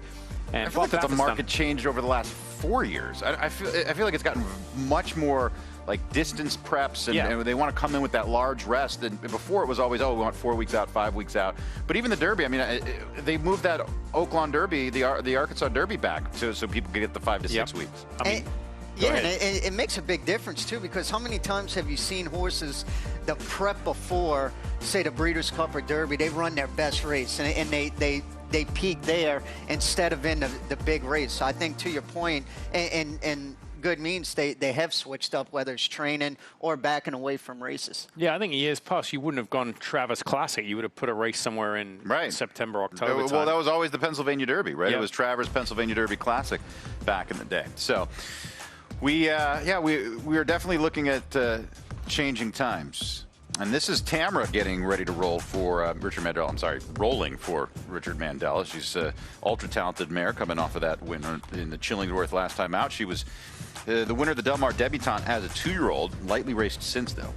Yeah, she's another one that likes Del Mar. From 3 starts, has 2 wins and 1 second. You could see she's cruising along very, very nicely. And yeah, that was a dominant victory last time out at Santa Anita on October 4th. You could see she's being axed pretty good. Her last work was in 101 flat, so I'm sure they wanted something a little bit more today, and they sure did get it. She's galloping out very, very strongly. Nice gallop out from her. Let's take a look at Splendora now. There's another one she'll have to take on. This one for Bob Baffert. She was very good in the Tranquility Lake last time out, winning by 5 as she hits the track a little bit ago. Let's take a look. Yeah, she's 3 for 3 here at Del Mar. Absolutely loves it here, and her last few works have been sizzling. She was 58-1, bullet best of 48. Her last work on October 18th. A nice filly here. I mean, always moving great. I mean, the rider has control here. She's pulling against the bridle and just doing everything right. Yeah, this is right. Now, again, looking at her body language, kind of ears going back and forth, cruising very, very nicely. As she finishes up here, Splendora with the workout here just moments ago. And she's going to be ultra tough. I don't know if she has the class that some of these other horses here have, but she is fast and she will be making a run. And I like her coming back to 1 turn. I think 7/8 is good for her. I know she's been beaten a couple of times by Copian, but I like the setup here. I like the cut back to 7/8 for her. Yeah, and you can see the rider, too, getting her way, way off the rail. I'm sure he's probably getting radioed in to slow down a little bit. And once you go to the outside there, he's going to start to slow her down a little bit. Splendora working for Bob Baffert. He's coming in with a strong hand at the Breeders' Cup. As we're used to seeing him bring in a few, but I feel like he's got multiple contenders in several divisions this year, and they all look live. I think 8, if I'm not mistaken. I think 8 total. Yeah, and Splendora get a nice pat on the neck there from the exercise rider. Doesn't even look like she's blowing that either. She had plenty left pulling up, but he had to, you know, who is that on her? Looks like, not sure. I'm not guessing at exercise riders. That's Joe's job. That's what we brought. Yeah, I'm not sure who it is. All else fails, just say Abdul Al-Sagor. At any rate, we're going to continue looking at those works, but we've seen a number of horses on the track so far this morning. At Keeneland, they're very busy. At Churchill and at Santa Anita as well. Yeah. Well, Forever Young, who came by, that's just so cool. Yeah, I know we talked about it earlier, but just his demeanor, and Simon alluded to it too, the Japanese horses, how they walk them so much, and I like that, how they keep them relaxed. It's totally different than some American horses where you see once they get on the track, they're keyed up and they know they're ready to go, versus a horse like Forever Young. I mean, after he galloped, he just walked around here like he didn't even go out for a gallop earlier. Let's get back out to Santa Anita right now with Michelle Yu. Guys, I'm joined by Joe Moran. He told me he'd talk about his horse, but first I had to ease him into it. So, warm-up question. We're talking about the Classic. Who do you like? I'm on the Fierceness train, the horse that is fond of Del Mar. I think is a big advantage, but I think this is one of the best Classic fields we've had in a long time, and just excited for a great race at the end of the day. Want to go back to last year? That'll be a nice, easy segue. And your guys' success with my racehorse with Straight No Chaser. I mean, How did you manage the partners afterwards? It was wild. I was sitting there with Nick Hines, and as much as we were going crazy celebrating the win, the first thought that went through my head, I said, how are we going to handle this? But we got it all under control, and it ended up being great. And just what a great victory for all the partners, the team, Dan Blacker. It was just an exceptional win. All right, do you feel warmed up now? I'm ready. All right, Slasmic Beauty just worked right now. She actually just jogged back by us. What were your thoughts? She's the model of consistency when it comes to work. She just does it so easy every time. Never looks like she's going as fast as she does. Looks great in the flesh, and just super excited. I think she's one that can kind of do whatever you ask of her, but naturally she is just a free-flowing filly and uses that speed to her advantage. So, with a few of the defections, you kind of wanted to see her take on those challengers in the race for herself, but certainly not complaining. I think we're talking about Torpedo Anna there as the main horse that deflected. How does that change the complexity of the race for her? Well, I mean, I don't think you're going to take her out of her game. I think you're going to just try to get her out of the gate and let her get in that comfortable rhythm. Juan Hernandez knows her well, and just treat her like she's the best horse in the race, and hopefully she can prove that. I saw Juan did not work her this time. Does he normally? I can't remember. No, he usually doesn't. And Bob, right after we walked down, Juan Ochoa usually works her, and he said if Juan Hernandez is on there, she's going to go too fast, so keep her off him. Well, I want to know what Bob was thinking up there, because he had a couple horses working, and usually he's on his mics talking to the riders. Was he happy when he was up there, or was he yelling? Yesterday he was yelling at me. No, he seemed pretty calm today, so he seemed happy with how everything went, and as I said, she just kind of goes out there and does the same thing every week, which makes it easy to watch. I think she's a little more fond of Del Mar than the Santa Anita track, so excited to get her back to Del Mar. Thanks for all the time, Joe. No problem. Joe Moran does an excellent job managing the partners with not only My Racehorse, but also Edge Racing as well, the other syndicate that they run. So excellent work from him. And yeah, they've got a couple of real live ones coming into the Breeders' Cup. Yeah, they really do, and that's such an advantage too. Talking about Bob, how he has all his horses at Santa Anita. It's just an hour-and-a-half ship down here versus taking a flight from, say, back east or the Midwest to come here. Yeah, I mean, it just underscores the different ways of doing it, right? Sovereignty, the leading home in the Classic, he came in way early, has some works here. Baffert elected not to work any horse here at Del Mar. We've got Lawali, who's going in the juvenile fillies. She's on the track for Mark Glatt. She was the runner-up to Explorer in the Oak Leaf and third in the Del Mar Debutante. She is on screen somewhere. I was told on the inside. Inside of what? That's a great question because I can't see anything. But they'll come into focus in just a matter of moments. I think she's in front because the horse on the outside is gray, if I'm not mistaken. Lawali's down on the inside. So the whole screen is gray. Yeah. There's no light for Mike. Sorry about that. Yeah, it should be coming here. This is early. Went 101 and 4. Her last work was 1:03, so they probably just wanted something nice and easy. Probably a decent gallop out. She's another filly. I mean, her numbers aren't staggering. She ran a 76 buyer, finishing second last time out, but nonetheless has been on the improve after winning her first career start, then was third in the Grade 1 Del Mar Debutante here. I mean, the problem on paper is she's faced Explorer twice and got beaten by her twice. She's faced Bottle of Rouge once, she got beaten by her, and she's got to face both those again. So, I mean, someone has to take a regression, and she has to make a progression. Yeah, she's definitely going to have to improve in this race to be a factor. But, hey, hope springs eternal with a 2-year-old in the barn. You never know, start to start, how much they take a step forward. Michelle, you caught up with Mark Glatt. Joined right now by Mark Glatt, who sent out a pair of workers this morning. You can start with Lawali. I didn't get to see it. I didn't see much either because it was pitch dark with a little bit of fog, but we saw the most important part, the last part of the work through the lane here and the gallop out, and I thought it was a really nice work. Couldn't be happier. How do you kind of judge the juveniles and where they're advancing and at what point?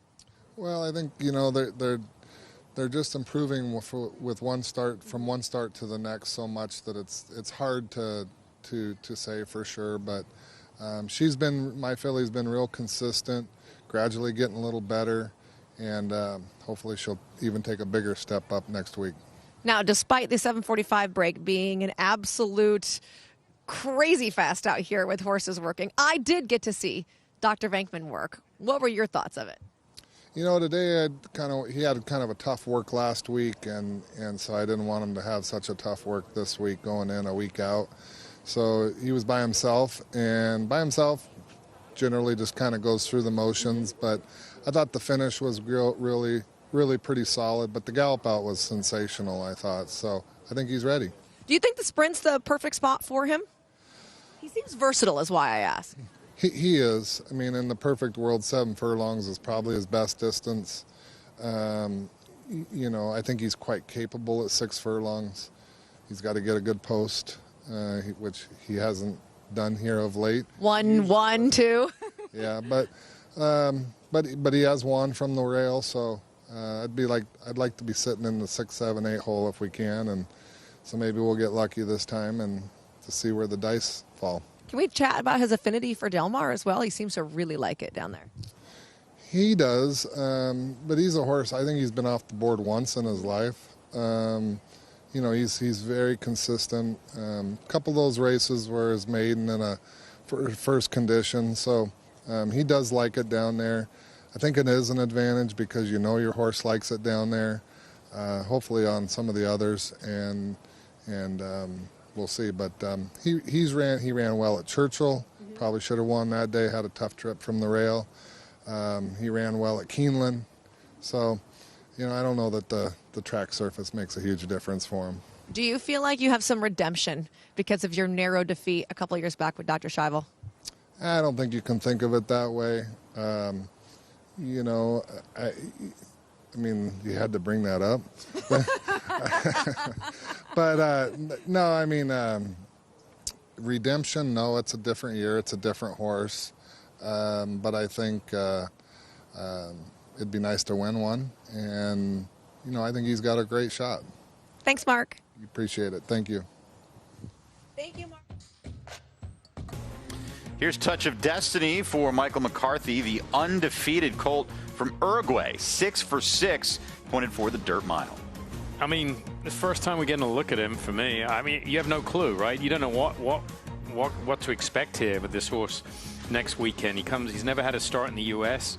You know, horses down there, they come with a big reputation. I think the Southern Hemisphere horses, they come here, everyone's a little high on them, expect him to do good things. So you just have to sit and wait. You don't know what's going to happen.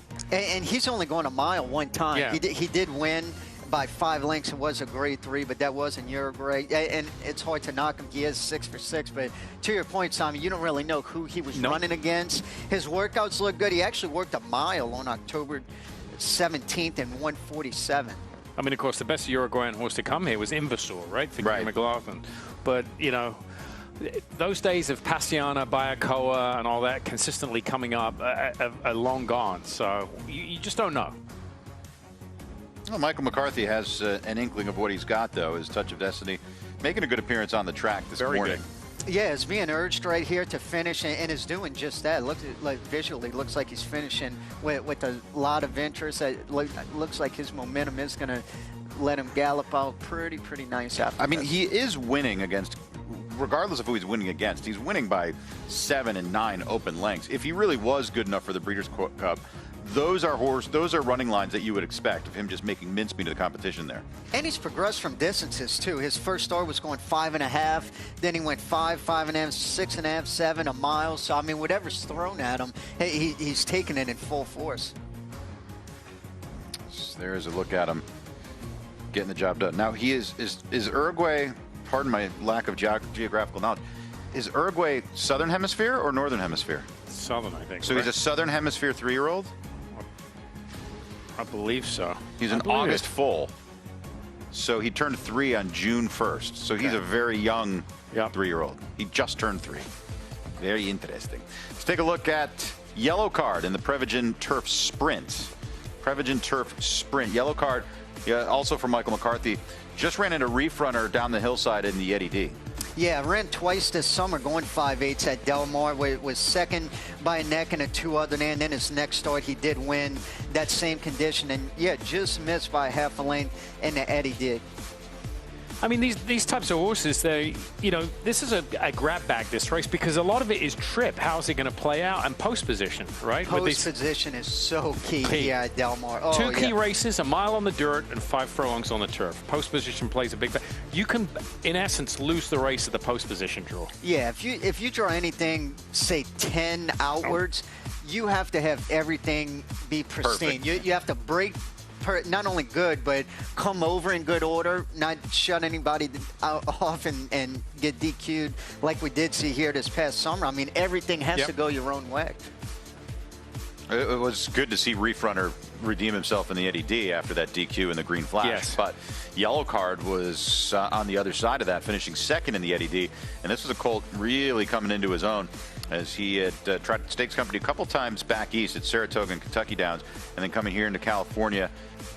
Really good 3-race run at Del Mar and Santa Anita. In a lot of these sprint races, they're won or lost by half a length, the head and neck. So, you know, you run the same race 10 times, you might get 10 different results. Yeah, especially in a full field like that, going 5/8. And that's the difference between, say, 5/8 here at Del Mar versus 6.5 furlongs down the hill at Santa Anita, where post position, you honestly want to be outside. Correct. So let's go to Andy Biancone, who's aboard Lenny Lou, making her way to the track. Andy. Lenny Lou making her way to the track. So far, so good. You see, I'm riding her not too short, not too long. Typically, I prefer my stirrups at a shorter level just because it gives me more leverage and I can stay out of their mouth. But as it's her first day, she's a 2-year-old. She can be a bit looky. I'm going to ride medium just in case she does do any left or right turns, which she shouldn't. She's a very straightforward horse. But we've got the metas on. We've got IFB in my ears. So Mike, Joe, Simon, be careful what you say and don't make me laugh because I'll be hearing you the entire time I'm galloping Lenny Lou. I can't promise you that something stupid won't come out of Joe Talamo's mouth. She shouldn't have said that. I know, seriously. It's going to be a chuckle fest around the turn. We're going to take a break. I'm going to consult my joke book. Knock, knock. Who's there? Andy on Lenny Lou. We'll be back.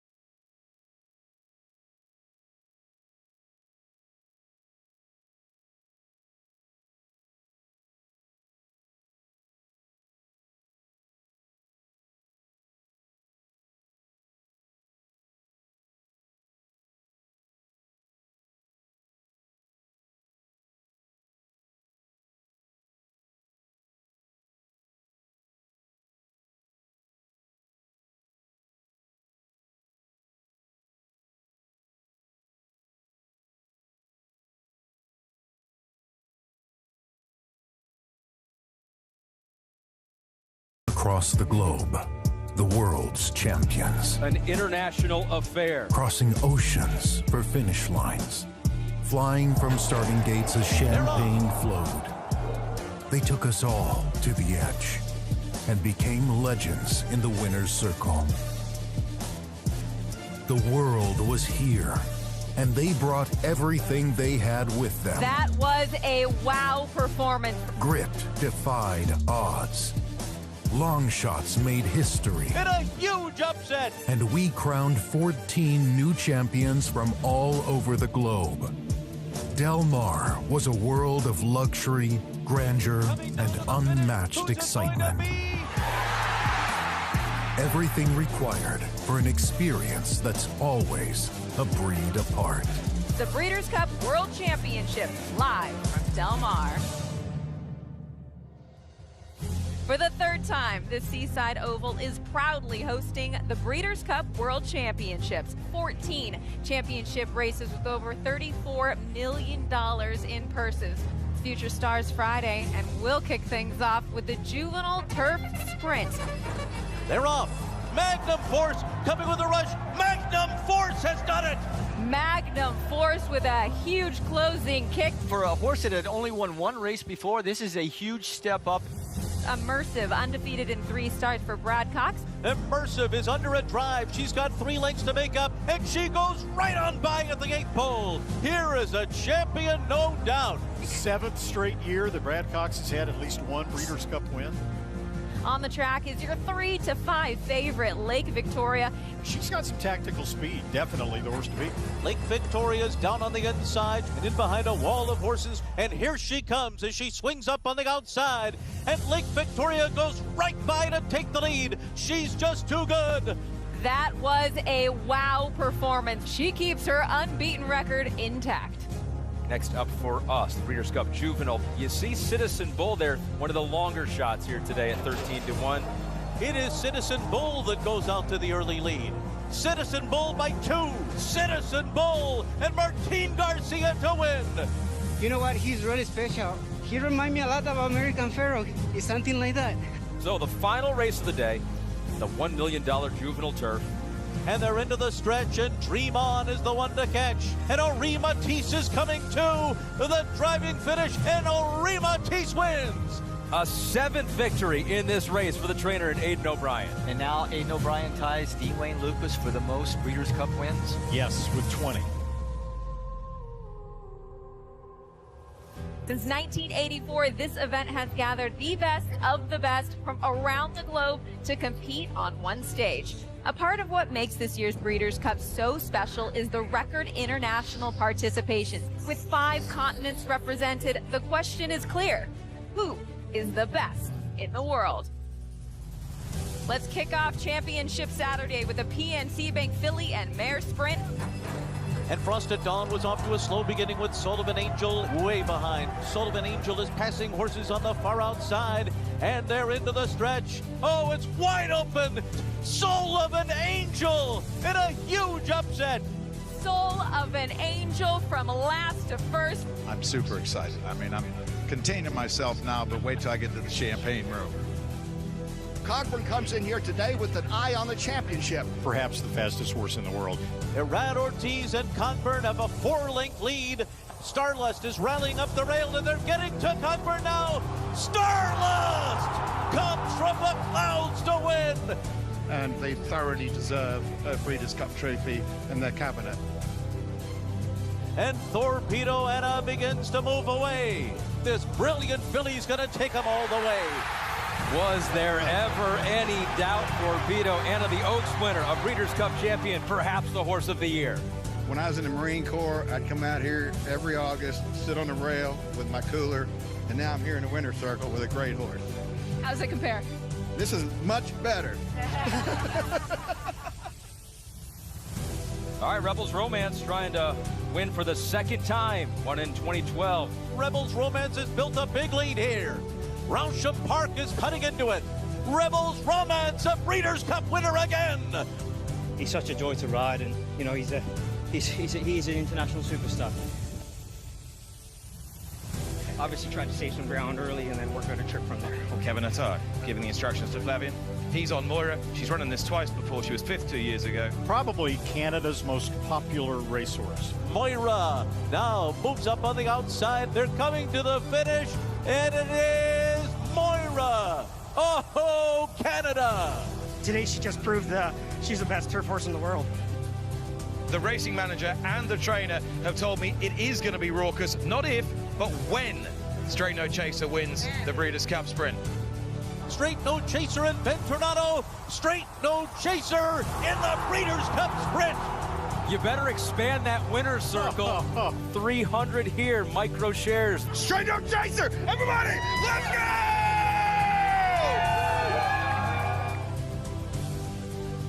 More Than Looks trying to unwind from the back of the pack.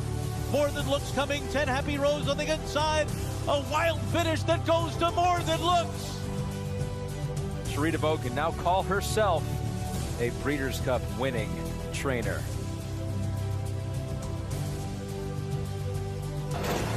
They're off in the Breeders' Cup Dirt Mile. Full Serrano has taken the lead. Full Serrano in the Dirt Mile. On behalf of the Breeders' Cup, but especially Cody, that this trophy will fill your hearts as much as it has ours. There is so much buzz surrounding the big one, the Breeders' Cup Classic, and particularly this year because of the international participation. Look, you have the best horse in Europe, City of Troy. City of Troy is to this Breeders' Cup what Lionel Messi was to the World Cup in Qatar. It's that big that of a deal. That puts it in perspective. What is City of Troy going to do? We've never seen this horse on the dirt. But I think Fierceness has just taken his game to a way different level since the Kentucky Derby. The Chad Brown trained Sierra Leone, second in the Kentucky Derby, perhaps a bit overlooked here in the Classic. He is talented, and he has a good closing kick, but he again will have to run better than he ever has before in order to win. So we got international flavor, 3 Japanese horses, some American superstars, and a European trying dirt for the first time. They're off. City of Troy broke near the back of the pack. A big separation to Pyrenees and next. Another gap back to Sierra Leone. Around the far turn, Fierceness has taken over the lead. On the attack, Sierra Leone is revving up on the far outside as they come to the top of the stretch. Close to home, Sierra Leone does it in the Breeders' Cup Classic. Today was the day that he got it done. Sierra Leone, second in the Kentucky Derby, behind no one today in the Classic. He got the fastest pace in the history of the Breeders' Cup Classic, set up for him perfectly. What a kick this time by Sierra Leone. Your winner, your champion here at Del Mar. This fall, greatness returns to Del Mar, bringing with it everything that makes this a once-in-a-lifetime experience, and one you won't want to miss.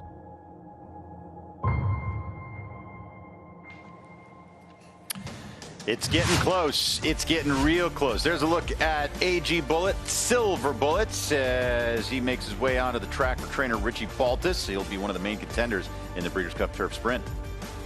Yeah, she was third in this race last year, Joe. Yeah, and then beat boys this year, too, in the Jaipur at Grade 1 Jaipur at Saratoga by 2 lengths, and then won the ladies sprint at Kentucky Downs. She's probably in the best form of her career right now. I like the way they repeated the pattern a little bit. Last year they went to Kentucky Downs, and then they went to the First Lady at Keeneland, and then the Breeders' Cup Turf Sprint. Here, this year they've elected not to go to Keeneland, come in fresh. I think that's good. Most of her races have been at 6.5 or 6, even a mile. And I was kind of concerned at her 5/8 last year, Mike, but she sat off the pace and finished with a furious rush. She's a major contender. So there have been 5 fillies or mares that have won the Breeders' Cup Turf Sprint. So out of the 17 runnings, almost a third of them have been won by the opposite sex. Of course, Misdirection doing it back-to-back years at Santa Anita. Yeah, and she's going to break off here. Looks like Jose Valdivia is aboard her today. Going off really nice. Again, I like this transition right here. Has her ears straight up. Kind of looked like Sweet Azteca earlier. As we check in with Joaquin Jaime. Yeah, guys, she just broke off into her workout right now. The plan, Richard Baltus told me she's going to go a solo half-mile here on the grass. Joe was right. That is Jose Valdivia up aboard AG Bullet here, who did win a Breeders' Cup. Remember, Jose Valdivia won the mile aboard Val Royal. You look at her workouts for AG Bullet. Richie Baltus told me, look, she always works fast. I'm assuming she's going to work fast here again. We'll see how it plays out as she continues on in this half-mile drill. So he's had 2 horses that are both grays that work very fast, but when you watch them work, Joe, they're very relaxed in the way they do it, right? Yeah, it doesn't look like she's going quick at all, which is perfect. She has her ears straight up, and you can look at her work pattern, too. I mean, her last 3, 58-1, 59, 59-4. So fitness-wise, and she's only going to, the race is 5/8. She doesn't need, a quick 5/8 and then gallop out 3/4 or 7/8. This is absolutely perfect. See around the dogs there. Of course, they're going to be saving that turf course for the Breeders' Cup World Championship, so they have him in the outermost lane. But all systems go for AG Bullet for Richie Baltas as she's trying to get back to the winner's circle here at Del Mar and doing so in the Breeders' Cup Turf Sprint. She was the winner of the Oceanitas at age 3, and then she would parlay that into multiple stakes victories for 6 figures.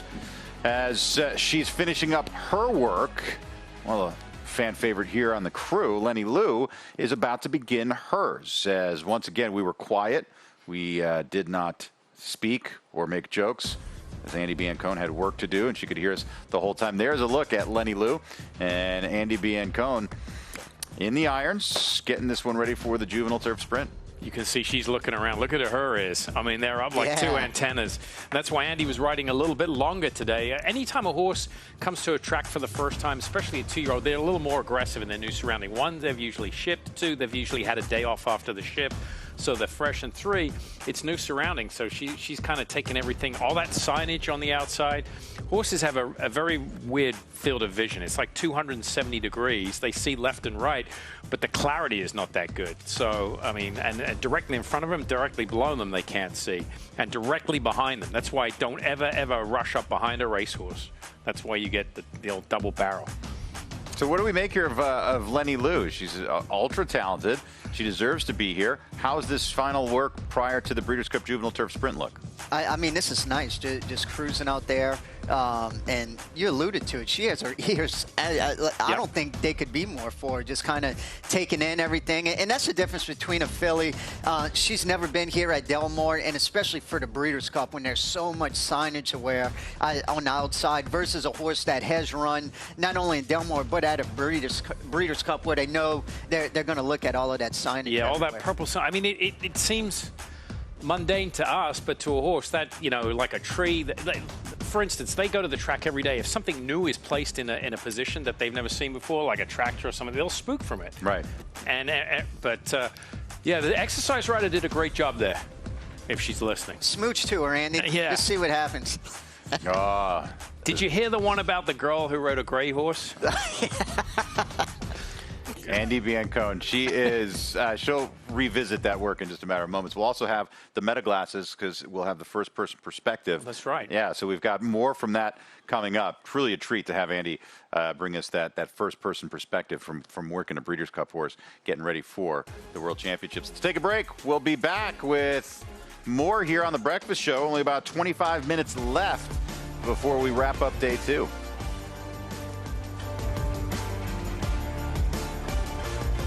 Welcome to the 2025 Keeneland September Yearling Sale.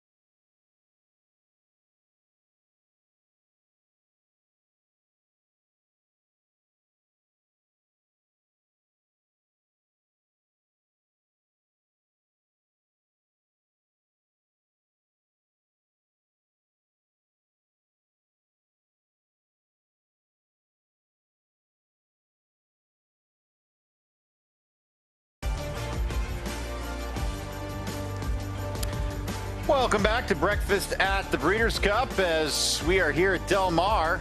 We are just 6 days away from the start of the Breeders' Cup World Championships. We've had a busy morning on the show. A lot of horses out on the track stretching their legs, getting ready to roll. We've seen some very talented runners and main contenders in a multitude of races. Yeah, that's what's so fun about this show. Just about every single race we've been able to see horses work, and just can't wait for the final day to come.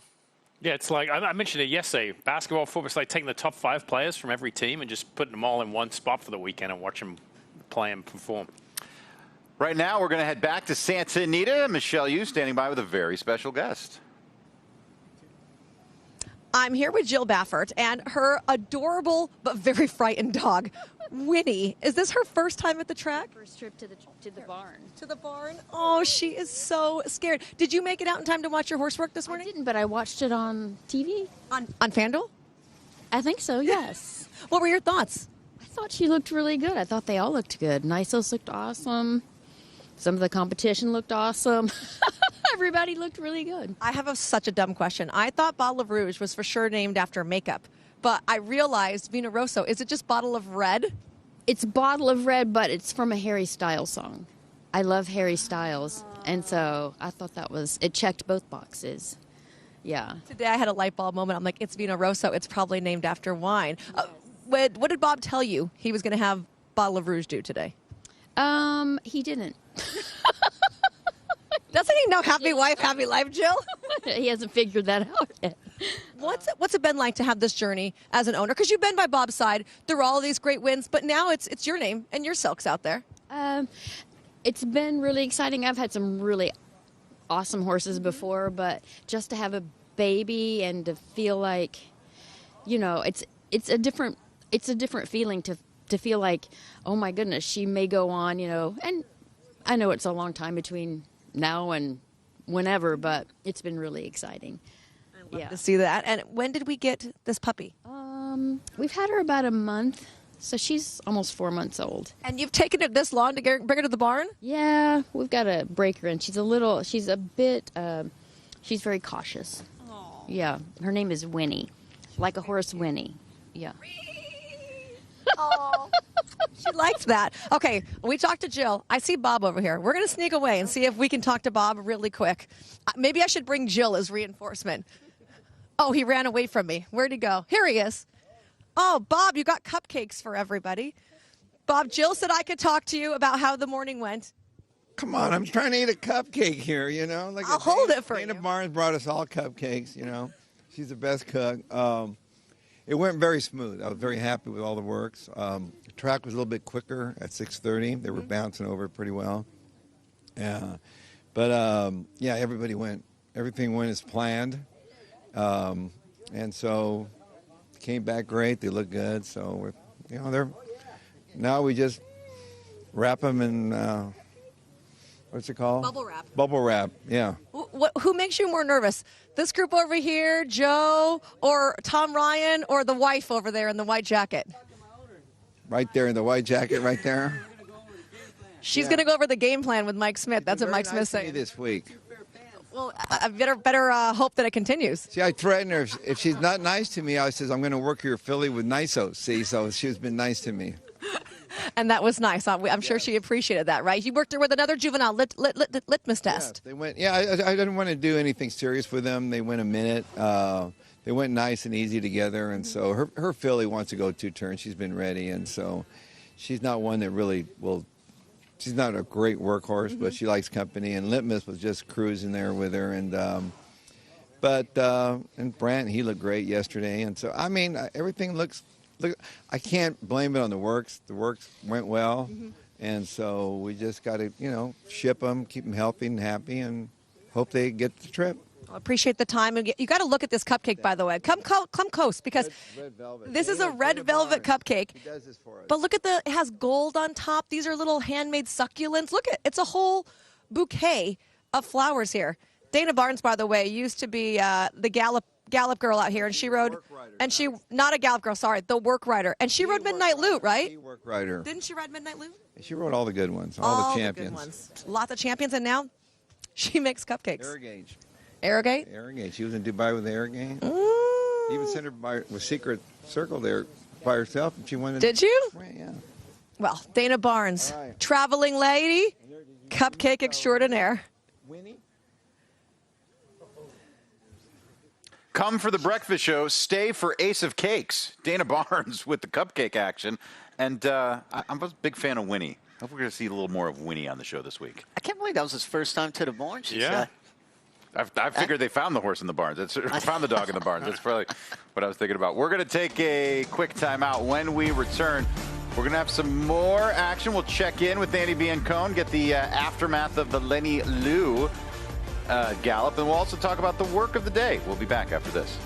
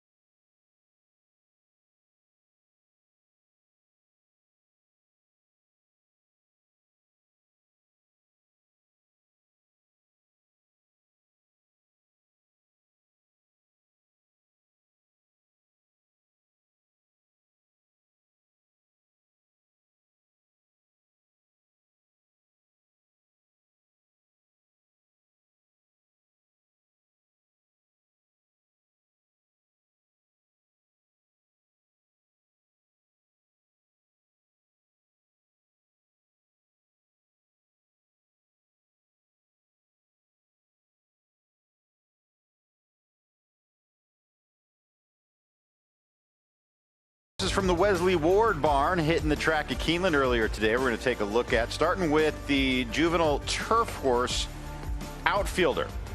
Outfielder was a winner at Churchill. They went to Deauville and then came back with a win and allowance event at Keeneland. And this is a look at Outfielder stretching the legs over the Keeneland turf. Yeah, last work was 50-1. Looks like he's clipping along pretty good there for Wesley Ward. I think that's Johnny Velasquez on him, it looks like. And then looks like he's striding along pretty good, breaking off there. Yeah, this was looks to be a work with intent for sure. They're asking him early on in this work here. So, you know, as we know, Wesley can put a lot of speed in horses, and he says that with his own admission. So they're asking for a good effort here. Yeah, and a minute and two around the dogs. That's actually pretty good because they're way on the outside. You could see he's being pretty good. I'm sure they probably wanted a sharp work. That last work was 50-1. It looks like he's trucking to me. Yeah, they want a little more, and there's some give in the turf too. So this is a pretty good work there. You could see being right along there pretty good. So Outfielder, he's entered in the juvenile turf, also cross-entered in the juvenile turf sprint. His stablemate, as we see him crossing the wire here and getting into the gallop out, the rider easing up on him a little bit. His stablemate Schwarzenegger also worked this morning for Wesley Ward. We'll take a look at the horse. I'm assuming they call him Arnie by the barn, or maybe Terminator. There's a look at Schwarzenegger, this Not This Time Colt, who won the Indian Summer at Keeneland back on October 5th. Yeah, first career start, opened up 6 at Saratoga and then just got beat a neck, but they did pretty much the same thing last time, breaking his maiden in a stake at Keeneland by a half a length. Yeah, he's a good racehorse. I mean, he's, again, built like a tank. Time here, 52-2. Complete opposite of what we just saw. Total opposite. And you can see they were asking the horse that we just saw. This one, the rider's got his foot on the brake pedal. He's just trying to take his foot off the brake pedal rather than hit the gas pedal here. So 52-2. I'll give you that range for half-mile works. 46 is house. 52-2, 53 would be on the very slow side. Yeah, this is definitely on the pedestrian side, and kind of the opposite of two worlds. Schwarzenegger had a bullet workout last time and now went really slow, and an outfielder had a slow work last time and then fast today. So it looks like they're kind of flip-flopping. But I will say there is, I know we've had some rain back in Kentucky before I came here, so you could see there's some give in it, but nonetheless, definitely pretty slow for a work like that. So Schwarzenegger finishing up here. I have to tell you, I was expecting more muscles. I'll be back. Expecting a little more muscle. I'm expecting a quarter horse, really, is what I was looking at. How about No Nate Hudson, the other Wesley Ward that hit the turf course this morning? This is the turf sprinter, No Nate Hudson. He was out here a couple of times in the last 2 years for running the Green Flash. No Nate Hudson, you can see onto the track. He worked 5 furlongs, 102 and 4. As this horse, 5 for 19 lifetime. He's made over $500,000. I don't know that he's good enough to win the turf sprint, but he certainly deserves a shot. Yeah, it's 0 for 2 here at Del Mar. Numbers definitely has to move forward. You could see 102 and 4, another one. Kind of pedestrian, but I think from the looks of it, Simon, they probably wanted that. You could see he's maybe wanting to get a little keen there, but still has his ears off, going along pretty nicely. Yeah, and that's, Wesley Ward, the majority of his wins are going to be around one turn on either turf or dirt. He trains primarily sprinters. And they're all built like it, and they all kind of run the same way and train the same way. So I'm in agreement with Mike. I think he's got to step up a little bit. He's well traveled. I mean, this is a horse that barely runs the same racetrack in back-to-back starts. He's been all over the place. So he comes on for the nice win in the Arctic, sets him up for this weekend. And when you look at his workout pattern, he's not a really flashy workhorse. No. A lot of them, like his last work was 50 flat, 104 and 1 prior to that. Actually, before he won the grade 2. So I think this is probably something that's normal for him, just not a flashy workhorse, which sometimes can be a benefit too. They'll last a lot longer. They're not blasting out there every single time they go out there. So No Nate Hudson earlier today at Keeneland. So all 3 of these horses we just showed you on the turf, trained by Wesley Ward. Scott Hazelton caught up with Wesley just a bit ago. Well, Wesley Ward with 3 turf workers this morning here at Keeneland. As far as Breeders' Cup horses, there were a pair of others that we could get a chance to see, or will get a chance to see as well on the undercard, Wesley. But let's start at the top. Schwarzenegger, how'd he go on the turf course? Really good. The course today has a little give in it. They were kind of kicking it up a little bit, which I think when we get out to Del Mar, he's really going to like a firm turf to where he can kind of get out and utilize that speed he has. Do you worry about the times at all when you're looking at these workouts on the outside portion of the turf course? No, I kind of look at and see how he's moving. The boys that work him in the morning, Julio, and today it was Walter Rodriguez that breezed him, they kind of sit right back against him the first part to not let him get away from him, get too fast of a work right on top of a race, which he did a good job in doing that. And then down the lane, he kind of gave him his head, and he just kind of effortlessly kind of floated down there, which is what you want to see. Outfielder's a horse that he's entered in the Bowman Mill today. Obviously, he's not racing. You cross-pre-enter him in the turf sprint, juvenile turf sprint, as well as the juvenile turf, I should say. First of all, how did he work out here this morning on the turf course? He worked really good. I told Johnny, I said, look, he's kind of a lazy horse. He's a big, kind of cold, kind of a lazy guy. You would notice that in his races, because when he gets kind of in the races with all the other horses in the gate, and the gate's open, and he's fired up, he kind of comes out of there running.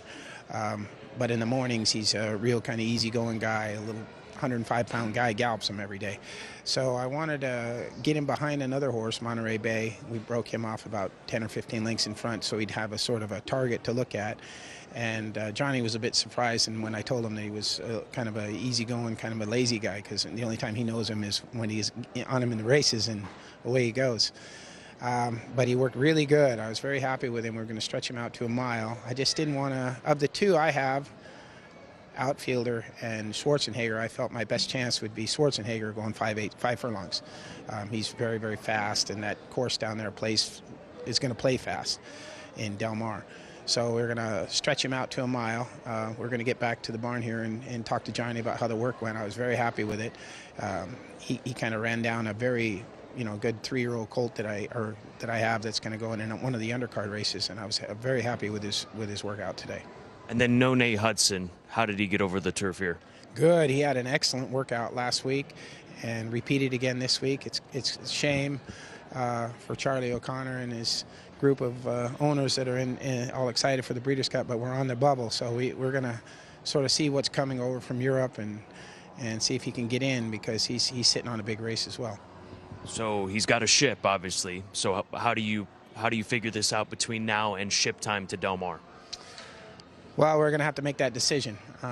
There's another race out there, but it's not till the end of the month, so he'd sit out there for 3 weeks or 4 weeks until the next stake. So we'll have to get together with a group of owners and see if we want to risk going out there and kind of seeing if those other scratches. Everybody's coming from all over the world to run in these races, and things can happen with these horses, being they could get sick or something else. So if this guy wasn't doing as well as he is, we'd look for another option, but he looks like he'd have a big chance had he got in. Appreciate the insight this morning, Wesley. Thank you, Scott. Right. I mean, there's the whole dynamic of traveling. When you're on the outside of a field looking in and you're going to need some defections to get in, we talk about how stressful it can be to be a trainer and a decision maker, a stable manager, but no more stressful time than Breeders' Cup, especially when you're right on the bubble. And when you want to go, too. It's not like they're on the bubble, knowing they could get in. And to Wesley's point, they need to make a decision whether they want to come or not, and if they're on the also. And then do you keep the horse here for 3 more weeks and let him race at the end of the Del Mar meet, or ship right back? Yeah, I'd take the gamble of coming. If you've got the Turf Festival races Thanksgiving week. Yeah. I mean, you'll and you find don't a get spot. weather here. Yeah, compared to back east, what's left of turf racing back east. So very insightful interview. Scott Hazelton doing an excellent work out there at Keeneland. He always does. I don't know why I have to announce that. We've come to expect it from Scotty. But Wesley Ward giving us a lot of information. I need information from you two. It is time for the work of the day. Simon Bray, we'll start with you. Who impressed you the most? Well, I was impressed by Nisos, actually, just because of his history, lightly raced. He's had some breaks in his workouts.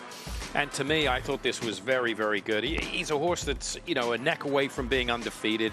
The only horse that beat him was Mindframe, who's going to be a contender in the Classic. So I like this workout. This is 3/4 in 1:11. This is a sharp work, but again, you've got to take the trainer into context here, because Bob Baffert said earlier today, Bottle of Rouge, that group, they went 5/8 in a minute, just an easy workout. For some barns, that would be a fast workout. For him, that's just a maintenance work. So I like the way he gets over the ground. He's moving exceptionally well.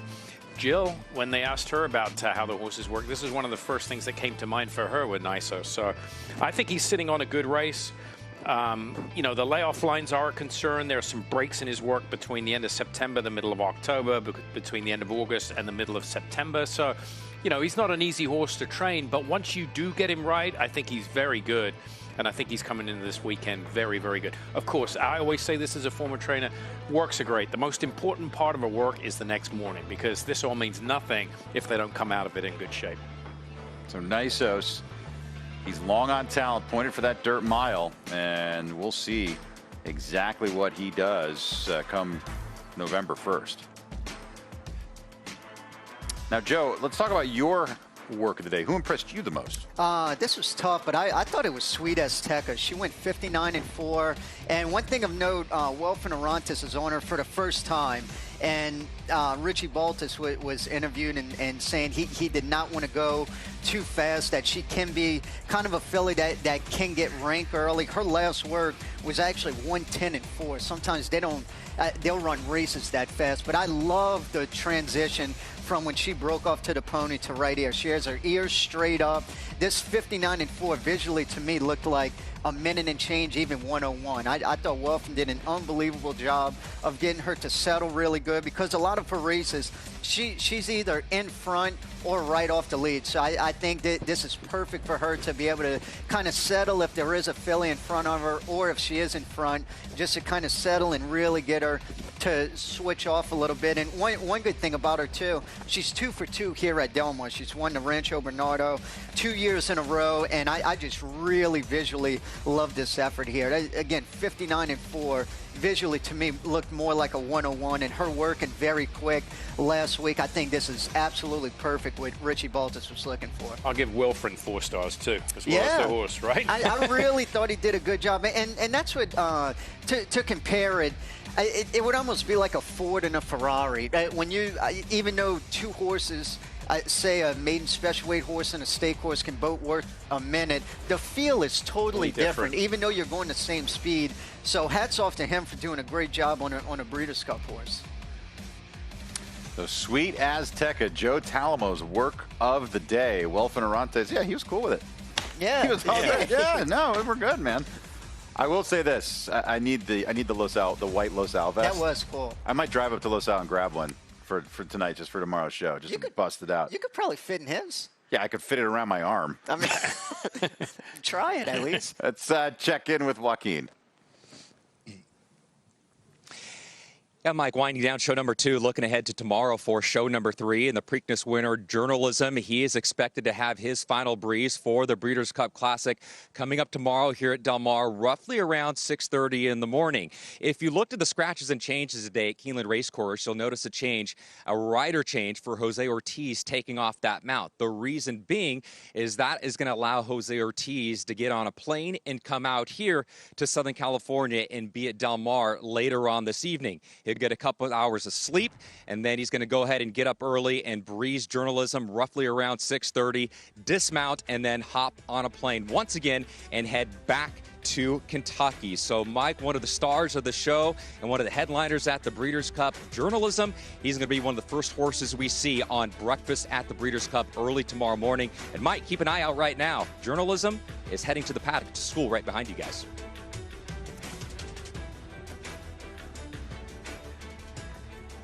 I've got my head on a swivel here. I had so much fun with Forever Young coming to say hello. Well, he's going to have to take on that horse right there, Journalism. I mean, in any other year, he could be a Triple Crown winner. Yeah. He really could. I tell you what, I'm so excited, too, to watch him work tomorrow. And equally, I'm sure Jose Ortiz is, too. I know he's taken off a couple miles today and is going to try and ride to get back. But whether he does or not, I'm sure he's very excited just to get a feel for Journalism. Again, he's not going to go out there and try and blitz him, just get a good feel for him. And that has to make Michael McCarthy and the owners that much more confident, too, just to know that he's going to get somewhat of a feel for him moving forward for one of the biggest races in the world. Yeah, gets a little test drive. Doesn't get to open the car up, as we say, but he gets a little test drive. And just as far as jockeys go, but just think about this. Jose Ortiz, one of the most successful riders in the country. He's flying all the way back just for a few mounts. I mean, Breeders' Cup week. I mean, he could possibly stay here, right, and just remain here the rest of the week. The fact I mean, I know he's going up to Carlsbad, getting on a private plane, but he doesn't want to lose his business, Joe. And you guys are like that because there's no contracts, and if you miss out on an opportunity, maybe he's riding a 2-year-old tomorrow that we could be sitting here next year talking about. Yeah, you truly never know. That's why it's even hard to take time off as a jockey, and I know a lot of trainers are like that too because you truly don't know when your next big horse is going to be, and that's why it's 7 days a week and a lot of hours. Yeah, Janet Jackson put it best. What have you done for me lately? Yep. At any rate, Jose Ortiz will be here tomorrow to work Journalism. Don't forget about the Rude and Riddle Breeders' Cup Draw Show on Monday, October 27th, as Rishi Prasad and Nick Luck making their way across the Atlantic. And they'll join Brittany Urton, Joaquin Jaime, and Andy Biancone for the Draw Show. Coverage begins at 7 Eastern, 4 Pacific. We'll have post-position draw, analysis, odds as they are revealed for all 14 Breeders' Cup Championship races. We're going to take a break. I think we're all done. And I think we got Journalism walking right over our left shoulder here. Can we get this camera shot to say goodbye? Bye, Journalism. We'll see you. As so cool. That was your Preakness winner just strolling on by. We're done. Thank you for joining us at Breakfast at the Breeders' Cup. We have The third episode tomorrow, bright and early, with one of the biggest works of the week as journalism and Jose Ortiz meet for the first time.